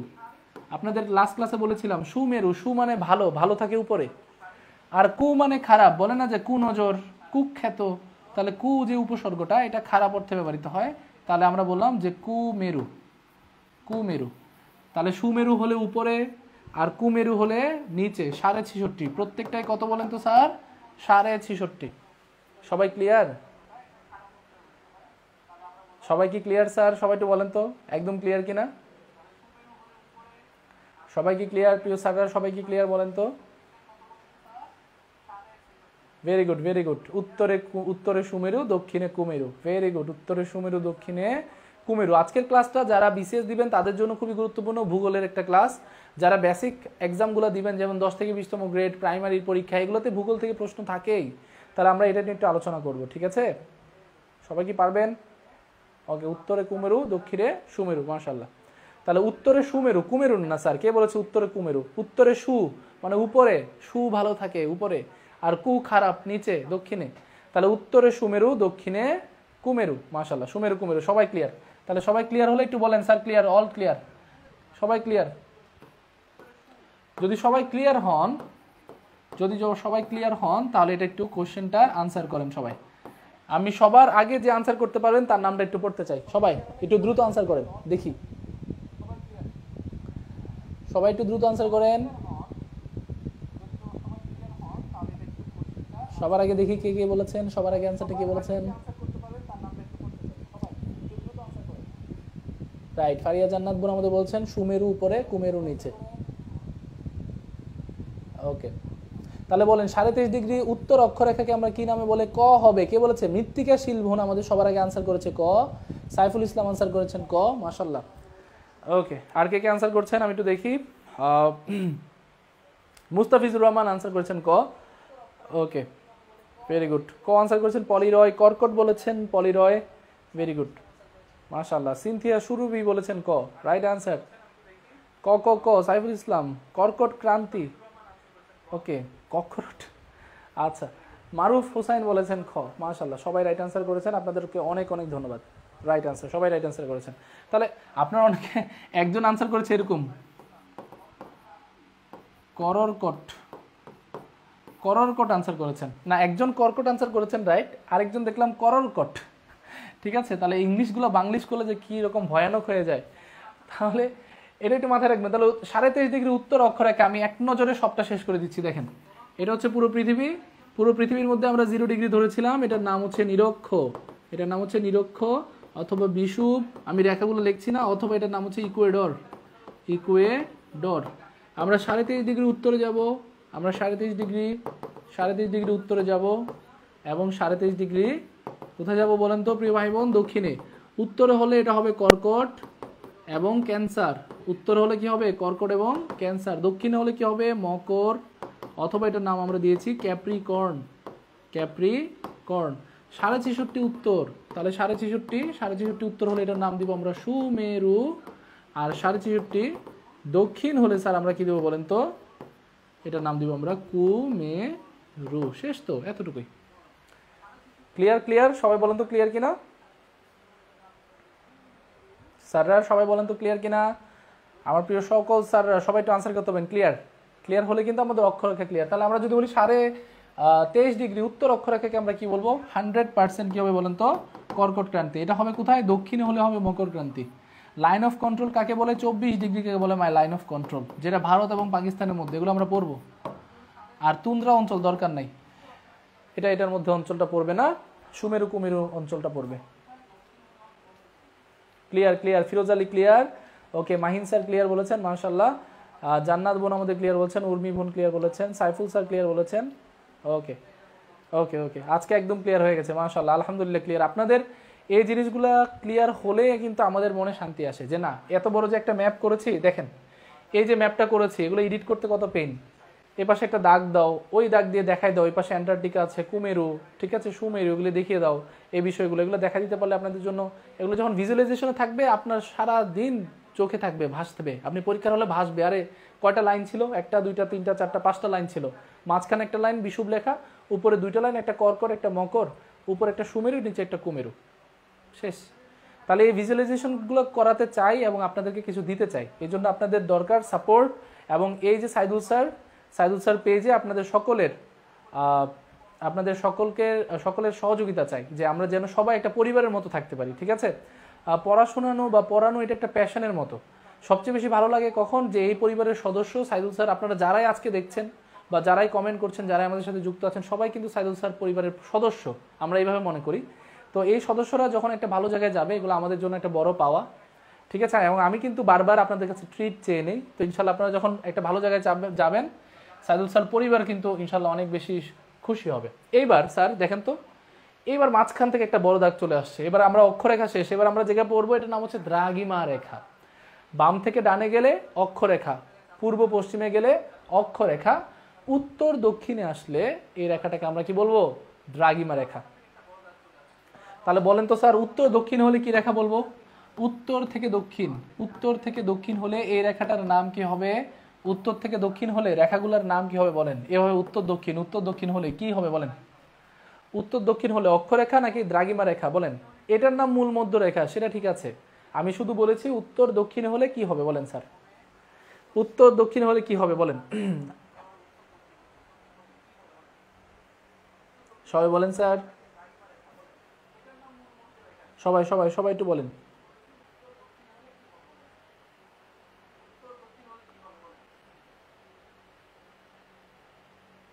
ভেরি গুড, ভেরি গুড, দ্রাঘিমা রেখা। সবাই আনসার করেছেন দ্রাঘিমা রেখা, মাশাআল্লাহ। তাহলে আমরা যেটা বলছিলাম উত্তর দক্ষিণ হলে এটা কি হবে বলেন তো স্যার? দ্রাঘিমা রেখা হবে, ঠিক আছে। তাহলে এই দ্রাঘিমা রেখার প্রথমত 0 ডিগ্রিতে যে দ্রাঘিমা রেখাটা আপনারা দেখছেন লাল যে রেখাটা, এটার নাম হচ্ছে মূল মধ্য রেখা। এটার নাম হচ্ছে মূল মধ্য রেখা। তাহলে এটার নাম কি বলেন তো স্যার? এটার নাম হচ্ছে মূল মধ্য রেখা। 0 ডিগ্রির যে রেখাটা এটার নাম হচ্ছে মূল মধ্য রেখা, ঠিক আছে। এটার নাম হচ্ছে মূল মধ্য রেখা। এই মূল মধ্য রেখা দিয়ে একটু আগে আমরা আনসার করেছিলাম এই যে রেখাটা, একটু খেয়াল করেন, হাতে খেয়াল করেন, এই রেখাটা যেটাকে আমরা নিরক্ষরেখা বলেছিলাম, এটাতে যখন আমরা পৃথিবীর রেখাটা কেটে দিলাম, উপরে উত্তর গোলার্ধ হলো, নিচে দক্ষিণ গোলার্ধ হলো। কিন্তু যখন আমরা এইভাবে কাটবো তখন এই পাশ হবে পূর্ব আর এই পাশ হবে পশ্চিম। তাহলে এটা হবে পূর্ব দ্রাঘিমা আর এটা হবে পশ্চিম দ্রাঘিমা। এটা হবে পূর্ব দ্রাঘিমা আর এটা কি হবে বলেন তো? এই পাশটা হবে পশ্চিম দ্রাঘিমা, ঠিক আছে। তাহলে পূর্ব দ্রাঘিমা আর এটা হচ্ছে পশ্চিম দ্রাঘিমা। তাহলে আমাদের সৌরজগতের মধ্যে, আমাদের পৃথিবীর মধ্যে যখন আমরা এরকম আঞ্চলিক রেখাগুলা বা আন্তর্জাতিক রেখাগুলা টানি, এই রেখাগুলোর মধ্যে 0 ডিগ্রি যে রেখাটা, মাঝখানে যে রেখাটা, এটাকে আমরা মূল মধ্যরেখা বলি, অথবা অন্য ক্ষেত্রে আমরা আন্তর্জাতিক সময় রেখা বা টাইম রেখা বলি, ঠিক আছে। আন্তর্জাতিক সময় রেখা বলি, তাহলে আন্তর্জাতিক সময় রেখাও বলি এটাকে। এটা একটু মাথায় রাখবেন, আন্তর্জাতিক সময় রেখা বলা হয় এটাকে। এবার একটু ছোট্ট করে বলি, এই যে আমাদের আন্তর্জাতিক সময় রেখা এটা, আর এটা হচ্ছে আমাদের নিরক্ষরেখা, ঠিক আছে। এই দুইটা কিন্তু মিলেছে কোথায়? এই দুইটা মিলেছে মূলত আফ্রিকার পাশে। মিলেছে কোথায়? এই যে এই অঞ্চলটা, আফ্রিকার পশ্চিম দিকে, আফ্রিকার পশ্চিম পাশে আটলান্টিক মহাসাগরে, আটলান্টিক মহাসাগরে। তাহলে আমরা যদি বলি যে 0 ডিগ্রি যেটা মূল মধ্য রেখা এবং ইকুয়েডর বা বিষুব রেখা যুক্ত হয়েছে বা মিলিত হয়েছে কোথায়, আমরা বলতে পারি সেটা কোথায় বলেন তো? সেটা হচ্ছে আফ্রিকার পশ্চিম দিকে, এবং এটা এই যে এস আকৃতির যে সাগর, আটলান্টিক মহাসাগরে, ঠিক আছে। এমনই একটা রেখা বাংলাদেশের উপর দিয়ে, এই যে বাংলাদেশ, এই বাংলাদেশের উপর দিয়ে গেছে, দেখেন এই রেখাটা কত ডিগ্রি বলেন তো? কত ডিগ্রি রেখাটা? রেখাটা হচ্ছে 90 ডিগ্রি। এখন বাংলাদেশের উপর দিয়ে যে 90 ডিগ্রি রেখাটা গেল, এই রেখাটা কি পশ্চিম দিকে নাকি পূর্ব দিকে? অবশ্যই পূর্ব দিকে। তাহলে আমরা বলতে পারি বাংলাদেশের উপর দিয়ে যে আন্তর্জাতিক রেখাটা গেছে সেটা হচ্ছে 90 ডিগ্রি পূর্ব দ্রাঘিমা, 90 ডিগ্রি পূর্ব দ্রাঘিমা, 90 ডিগ্রি পূর্ব দ্রাঘিমা। আমরা এখানে লিখে দিচ্ছি পূর্ব দ্রাঘিমা। তাহলে 90 ডিগ্রি পূর্ব দ্রাঘিমা। তাহলে প্রিয় ভাই বোন, এটা কিন্তু খুবই একটা গুরুত্বপূর্ণ টপিক, এটা একটু ভালো করে পড়াশোনা করতে হবে যে 90 ডিগ্রি পূর্ব দ্রাঘিমাটা কোথায়, সেটা হচ্ছে বাংলাদেশের উপর দিয়ে গিয়েছে, এটা একটু মাথায় রাখবেন। এবার আমরা লাস্ট ক্লাসে কিন্তু আপনাদের সাথে আলোচনা করেছিলাম সময় নির্ণয় করা হয় কিভাবে। সময় নির্ণয় করা হয় কিভাবে? সময় নির্ণয় করা হয় মূলত এই রেখাগুলো দিয়ে, যে কত ডিগ্রিতে আপনি আছেন সেটা অনুযায়ী কিন্তু সময় নির্ধারণ করা হয়। তাহলে এই জায়গাতে, এই অঞ্চলটাতে আছে লন্ডন, এবং লন্ডনের যে গ্রিনিচ আছে, গ্রিনিচ মানমন্দির, এই গ্রিনিচ মানমন্দির থেকে মূলত সময়টাকে নির্ধারণ করা হয় যে কোন দেশে কয়টা বাজবে। তো সেক্ষেত্রে প্রতি 1 ডিগ্রি পূর্ব দিকে গেলে 4 মিনিট করে যোগ হয়। তাহলে এই পাশে আপনি যত ডিগ্রিতে থাকবেন আপনার অত 4 মিনিট করে যোগ হতে থাকবে। যেমন ধরেন বাংলাদেশ কত ডিগ্রিতে আছে? 90 ডিগ্রিতে। তাহলে আমরা যদি একটা সহজ সমীকরণ করি, আমাদের গ্রিনিচ মানমন্দির যেটা, এই গ্রিনিচ মানমন্দির থেকে একটা সহজ যদি সমীকরণ করি, আমি সমীকরণটা এখানে করে দিচ্ছি। যদি 1 ডিগ্রির জন্য 4 মিনিট করে প্লাস হয়, তাহলে বাংলাদেশ আছে কত ডিগ্রিতে বলেন তো? 90 ডিগ্রিতে। তাহলে হবে কত? 90 গুণ 4 অর্থাৎ 360 মিনিট। এটাকে যদি আপনি ঘন্টায় নেন অবশ্যই 60 দ্বারা ভাগ দিতে হবে, কারণ 60 মিনিটে 1 ঘন্টা। এবার ভাগ দিলে কয় ঘন্টা হবে বলেন তো? 6 ঘন্টা। 6 ঘন্টা। এটা আমি আবারও বলছি, প্রতি 1 ডিগ্রি পৃথিবীর এই 0 ডিগ্রি থেকে এই পাশে অর্থাৎ পূর্ব দিকে 1 ডিগ্রি করে সরে গেলে আমাদের 4 মিনিট করে যোগ হতে থাকে। তাহলে 1 ডিগ্রি করে সরে গেলে তাহলে এই পাশে হবে 4 মিনিট, আবার 4 মিনিট, আবার 4 মিনিট, এভাবে করে সামনে চলে যেতে থাকবে। বাংলাদেশ কত ডিগ্রিতে আছে? 90 ডিগ্রি। তাহলে সেই হিসেবে বাংলাদেশের কত ঘন্টা যোগ হওয়ার কথা? 6 ঘন্টা যোগ হওয়ার কথা। সেই কারণে কিন্তু আমাদের পরীক্ষাগুলোতে আসে যে বাংলাদেশের জিএমটি কত। বাংলাদেশের জিএমটি কত কে বলতে পারবে বলেন তো স্যার? বাংলাদেশের জিএমটি কত কে বলতে পারবে? এই যে আলমগীর থেকে বলেছে, আরুষি বোন আমাদের বলছে, আকলিমা সরকার বলছেন 6 ঘন্টা। মাশাআল্লাহ। 1 ডিগ্রিতে 4 মিনিট সুরভি বলেছেন, মাশাআল্লাহ। জ্যোতি বলেছেন ক।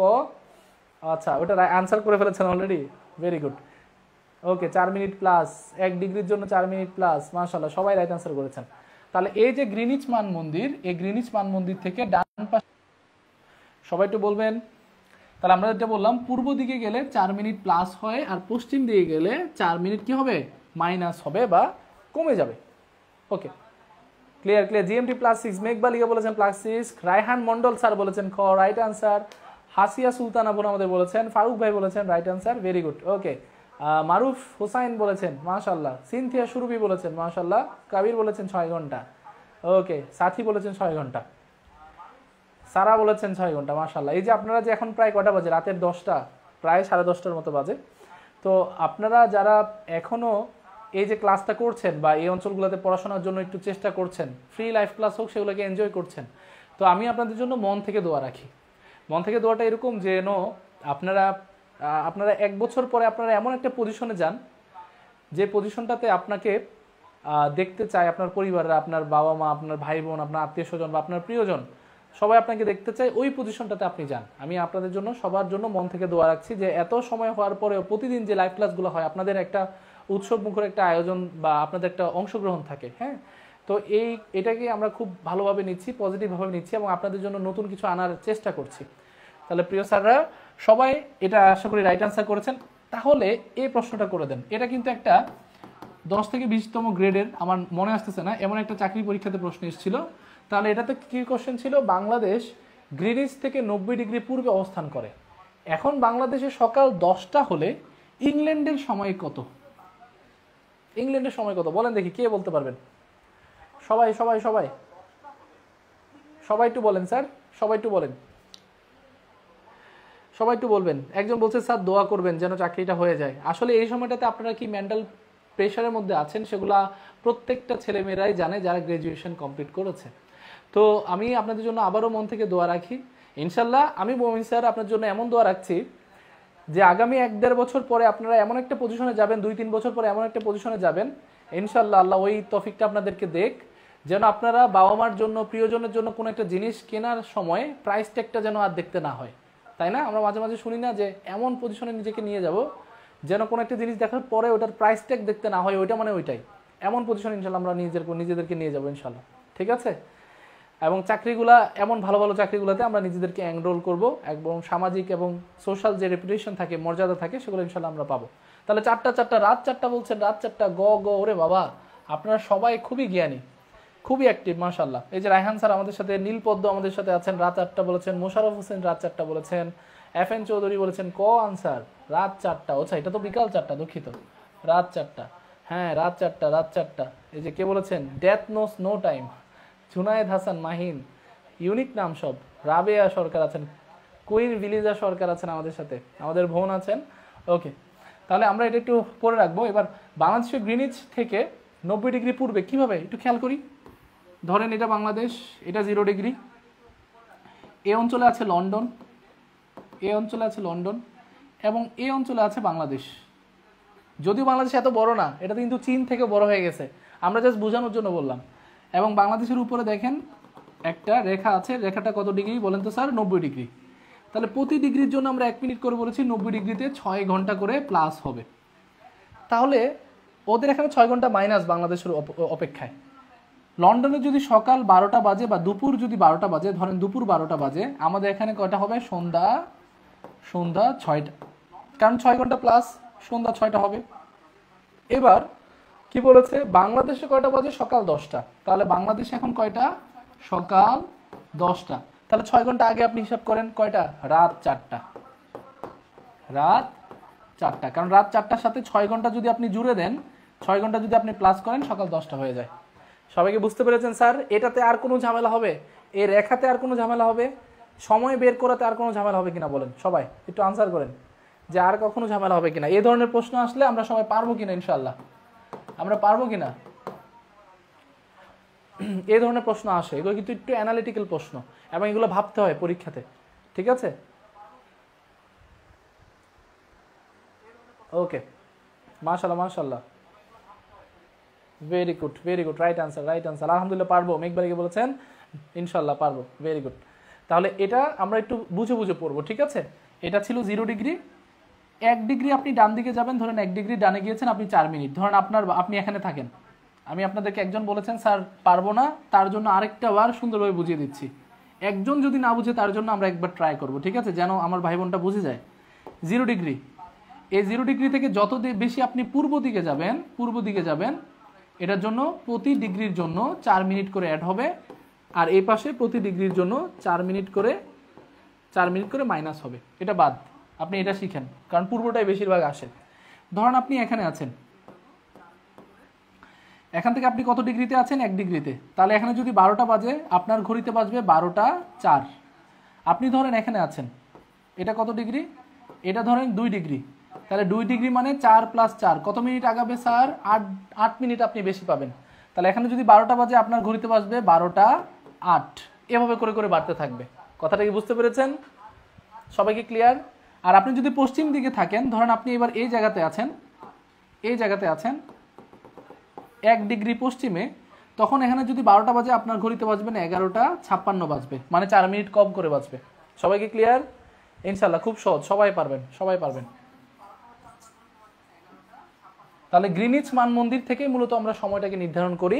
এই গ্রিনিচ মানমন্দির থেকে আমরা সবকিছু ক্লিয়ার করার চেষ্টা করব, ঠিক আছে? এটা ধরেই আমরা পড়াশোনা করার চেষ্টা করব। ওকে, তাহলে আশা করছি আপনারা সবাই ক্লিয়ার হলে আমরা আরেকটা জিনিস সম্পর্কে একটু জানাবো। এই যে এই জিনিসটা, এটা হচ্ছে মহাকাশ অবলোকন কেন্দ্র। কোথায় বলেন তো? এই যে দেখেন, বাংলাদেশটা এখন দৌড়ে চলে আসলো, বাংলাদেশ, ঠিক আছে? এই বাংলাদেশে 2টা রেখা যখন যুক্ত হবে, একটা 90 ডিগ্রি আর একটা হলো 33.5 ডিগ্রি, যে জায়গাটাতে যুক্ত হবে সেখানে আছে মহাকাশ অবলোকন কেন্দ্র। এটা কিন্তু ফরিদপুর অঞ্চলে, ফরিদপুরের ভাঙা অঞ্চলের ভাঙাদিয়া গ্রাম, ফরিদপুরের, এটাতে মহাকাশ অবলোকন কেন্দ্র আছে, যেটাতে 90 ডিগ্রি এবং 33.5 ডিগ্রি অর্থাৎ ক্যান্সার এবং 90 ডিগ্রি যুক্ত হয়েছে, ঠিক আছে? Very good, right answer. Okay, তাহলে আপনারা মহাকাশ অবলোকন কেন্দ্র সম্পর্কে একটু পড়ে নেবেন। ফরিদপুরের ভাঙা উপজেলায় আছে, যেমনটা আপনাদের সাথে একটু শেয়ার করি, এই অঞ্চলটা যেহেতু রেখা নিয়ে পড়ছি আজকে, রেখাটা সম্পর্কে একটু বিস্তারিত ধারণা দেওয়াই দরকার আপনাদের, না হলে পরে এটা সম্পর্কে আপনাদের ঝামেলা থেকে যাবে। ধরেন এই যে আমাদের যখন বাংলাদেশ নিয়ে যখন আমরা আলোচনা করি, বাংলাদেশের খুবই গুরুত্বপূর্ণ একটা অঞ্চল নিয়ে আমাদের আলোচনা করতে হয়। যেমন ধরেন এই রেখাটা যেটা বাংলাদেশের মাঝখান দিয়ে গিয়েছে, এটার নাম হচ্ছে ক্যান্সার। এটার নাম ক্যান্সার মানে ট্রপিক অফ ক্যান্সার, বা যেটাকে আমরা কর্কট ক্রান্তি বলছি, কর্কট ক্রান্তি। এবং এটা কত ডিগ্রিতে বলেন তো? এটা হচ্ছে 23.5 ডিগ্রি উত্তর অক্ষরেখা, 23.5 ডিগ্রি উত্তরে আছে। পাশাপাশি আরেকটা রেখা মাত্র আমরা পড়েছি, সেটা হচ্ছে বাংলাদেশের ঠিক মাঝখান দিয়ে গিয়েছে, এটার নাম কি? 90 ডিগ্রি পূর্ব দ্রাঘিমা রেখা, 90 ডিগ্রি পূর্ব দ্রাঘিমা রেখা। তাহলে একটা হচ্ছে 23.5 ডিগ্রি আর একটা হচ্ছে 90 ডিগ্রি। এই যে দুইটা যুক্ত হয়েছে, এটাতে কিন্তু কোথায় বলেন তো? ফরিদপুর অঞ্চলের, ফরিদপুরের কারা আছে একটু হাত তোলেন? ফরিদপুর জেলার ভাঙা উপজেলার ভাঙাদিয়া গ্রাম, তাহলে এটা ঠিক আছে? Very good. তাহলে আশা করছি সবাই পারবেন এটা। তাহলে আমাদের পুরো বাংলাদেশের ঠিক মাঝখান অঞ্চলে এই অঞ্চলটাতে যুক্ত হয়েছে। এটা মাঝে মাঝে আপনাদের কোশ্চেন করতে পারে, এই যে কর্কট ক্রান্তি রেখা বাংলাদেশে প্রবেশ করেছে কোন জেলা দিয়ে? এটা কোন জেলা? এটা হচ্ছে চুয়াডাঙ্গা জেলা। এটা হচ্ছে চুয়াডাঙ্গা জেলা। এবং বের হয়েছে কোন জেলা দিয়ে স্যার বলেন তো? বের হয়েছে কুমিল্লা জেলা দিয়ে। মাঝে মাঝে আসে এটা। আবার এই যে 90 ডিগ্রি যেটা আপনি দেখছেন এখানে 90 ডিগ্রি, এই 90 ডিগ্রি পূর্ব দ্রাঘিমা রেখা যেটা, এটা প্রবেশ করেছে কোন জেলা দিয়ে স্যার? এটা প্রবেশ করেছে কোথায় বলেন তো? এটা পড়িয়েছিলাম কিন্তু আপনাদের মনে হচ্ছে আমি একবার, এটা মনে হচ্ছে আমি পড়িয়েছি, কখন যেন পড়িয়েছি। আচ্ছা যাই হোক, তাহলে এটা যেটা প্রবেশ করেছে বরগুনা, এবং বের হয়েছে কোথায় বলেন তো? বের হয়েছে শেরপুর জেলা দিয়ে, শেরপুর। এই কোশ্চেনগুলো আপনাদের আসতে পারে স্যার। মনে হচ্ছে এটা কোথায় যেন পড়িয়েছি, কোথায় পড়িয়েছি জানি না, কোন ক্লাসে পড়িয়েছি, অনেকগুলো ক্লাসই তো নিলাম এই সপ্তাহে, আপনাদের কি পড়িয়েছি না অন্য কোথাও, কিন্তু এটা এটা এটা খুবই গুরুত্বপূর্ণ এবং মাঝে মাঝে আসতে পারে যে কোন জেলা দিয়ে প্রবেশ করেছে এবং কোন জেলা দিয়ে বের হয়েছে। ওকে। একজন বলেছেন চুয়াডাঙ্গা, দুঃখিত, ফরিদপুর আমার এক্সের বাড়ি। হাই আল্লাহ, দেখেন, যাক ভালো। তাহলে আপনারা আপনাদের প্রেজেন্টটাকে একটু ভালো করেন, ঠিক আছে? প্রেজেন্টটাকে একটু ভালো করেন, এটা চাকরির দিকে একটু মনোনিবেশ করেন, ইনশাল্লাহ ফিউচারটা আপনার ভালো হবে। এখন দেখেন, ওকে, হ্যাঁ পেড ব্যাচে একজন বলেছেন স্যার পেড ব্যাচে পড়িয়েছেন। ওকে, তাহলে এই বেসিক বিষয়গুলো আশা করছি একদমই ক্লিয়ার করবেন, এগুলো থেকে আপনাদের কোশ্চেন আসতে পারে। হ্যাঁ, তাহলে ফরিদপুর জেলার ভাঙ্গা উপজেলা ভাঙ্গাদিয়া গ্রাম, এই অঞ্চলটা থেকে আপনাদের কোশ্চেন আসতে পারে। সবাই ক্লিয়ার? আমরা বাংলাদেশ টপিকে আর ঢুকতে চাই না, আশা করি সবাই ক্লিয়ার। একটু বলবেন, ক্লিয়ার হলে আমরা পৃথিবীটা সম্পর্কে একটু জানবো, পৃথিবী সম্পর্কে একটু বেসিক সম্পর্কে জানবো। হ্যাঁ, সুমাইয়া জাহান বলেছেন স্যার পেট বেচে পড়িয়েছেন, স্যার আমাদের পড়িয়েছেন, নিশি বলেছেন, বোন আমাদের ফিরোজ আলী বলেছেন পেট বেচে, রাইট, এগুলো পেট বেচে পড়ানো হয়েছে, রাইট। ওকে, তাহলে স্যার একটু খেয়াল করেন। এবার আমরা পৃথিবীর বেসিক আরেকটু বিষয় নিয়ে আলোচনা করব, পৃথিবীতে মহাদেশ এবং মহাসাগরগুলা, এগুলো নিয়ে আলোচনা করে আজকের মতো আমরা সেলফ সলভ করব। কিন্তু আরেকটা বিশেষ চমক আছে আপনাদের জন্য, সেটা হচ্ছে পুরো পৃথিবীতে যেগুলো আমরা রেখা দিয়ে মনে রাখি, যে সীমান্ত রেখাগুলো, সেগুলো আজকে আপনাদের ধরিয়ে দেবো। যেমন ধরেন, আপনি যখন এভাবে 0 ডিগ্রি, দুঃখিত, আপনি যখন এভাবে 0 ডিগ্রি, 1 ডিগ্রি, 2 ডিগ্রি, এভাবে করে যখন আপনি উত্তর দিকে যেতে থাকবেন, এই পাশে একটা রেখা পাবেন যেটা দুইটা গুরুত্বপূর্ণ দেশকে পৃথক করেছে। উপরেটার নাম হচ্ছে কানাডা, এটা হচ্ছে কানাডা, আর এটার নাম হচ্ছে ইউএসএ। আর নিচে আছে কে বলেন তো? নিচে আছে মেক্সিকো, ঠিক আছে? এখন কানাডা এবং ইউএসএ কে পৃথককারী যে রেখা, এটা হচ্ছে 49 ডিগ্রি উত্তর অক্ষরেখা। তাহলে 49 ডিগ্রি উত্তর অক্ষরেখা কোন দুইটা দেশকে পৃথক করেছে বলেন তো স্যার? কোন দুইটা? আমরা জানি কানাডা এবং ইউএসএ। এটা থেকে আপনাদের প্রশ্ন থাকতে পারে, পৃথিবীর সবচেয়ে দীর্ঘতম সীমান্তের নাম কি? এটা, তাহলে এটা হচ্ছে পৃথিবীর সবচেয়ে দীর্ঘতম সীমান্তের নাম। পৃথিবীর দীর্ঘতম সীমান্ত,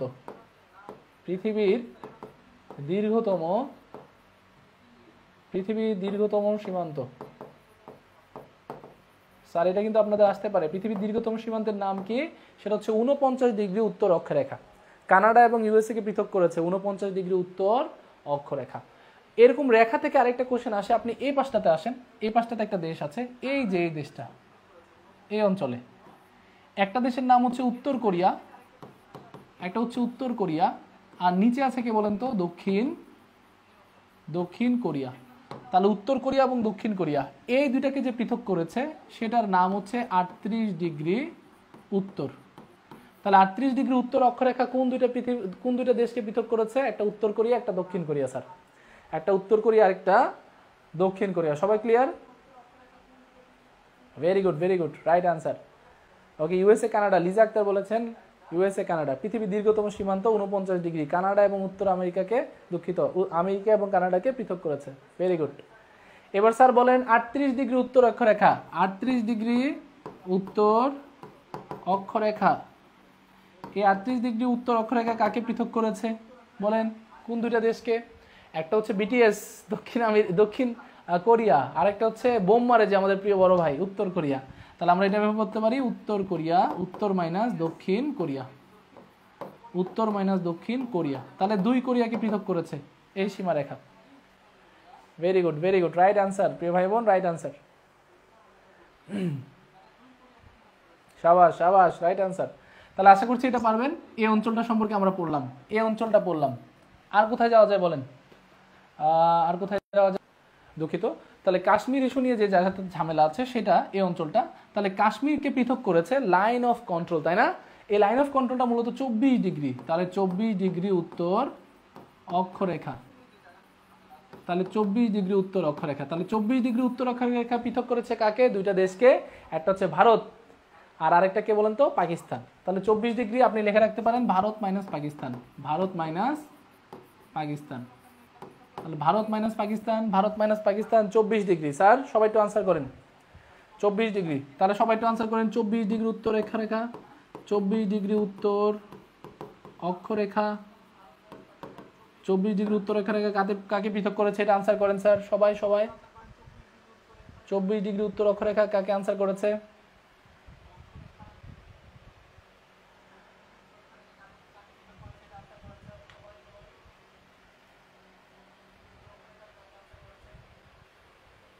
ভেরি গুড, ভারত এবং পাকিস্তানকে আনসার করেছে, মাশাআল্লাহ। ওকে, তাহলে আশা করছি এটা ক্লিয়ার। এটার পরে আরেকটাও আসতে পারে 17 ডিগ্রি, এই যে এটা যেটা ভিয়েতনামকে পৃথক করেছে 17 ডিগ্রি। তাহলে 17 ডিগ্রি উত্তর এবং দক্ষিণ ভিয়েতনামকে পৃথক করেছে। 17 ডিগ্রি ভিয়েতনামকে পৃথক করেছে, ভিয়েতনাম, ভিয়েতনাম। তাহলে ভিয়েতনামকে পৃথক করেছে কত ডিগ্রি? 17 ডিগ্রি। 17 ডিগ্রি কাকে পৃথক করেছে? 17 ডিগ্রি, 17 ডিগ্রি পৃথক করেছে ভিয়েতনাম, ভিয়েতনাম, ভিয়েতনাম, ভিয়েতনামকে পৃথক করেছে। ঠিক আছে, তাহলে 17 ডিগ্রি পৃথক করেছে ভিয়েতনাম। তাহলে আশা রাখি এগুলো সবার ক্লিয়ার। আপনাদের আজকের যে ক্লাসটা এটা মূলত হচ্ছে একটু রেখা পরিচিতি বা রেখাগুলো দিয়ে কাকে পৃথক করে, ঠিক আছে, এগুলো থেকে আপনাদের কোশ্চেন আসতে পারে। হ্যাঁ, আউলিয়া দেউলিয়া, আউলিয়া দেউলিয়াকে পৃথক করেছে, হ্যাঁ রাইট। ওকে, তাহলে সবাই একটু জানাবেন স্যার যে আপনাদের এই ক্লাসটা কেমন লেগেছে, এবং আপনাদের জন্যই যেহেতু এই আয়োজন, তাহলে আপনাদের এই আয়োজনটাকে আরও বেশি ফলপ্রসূ করার দায়িত্বটা কিন্তু আপনাদের।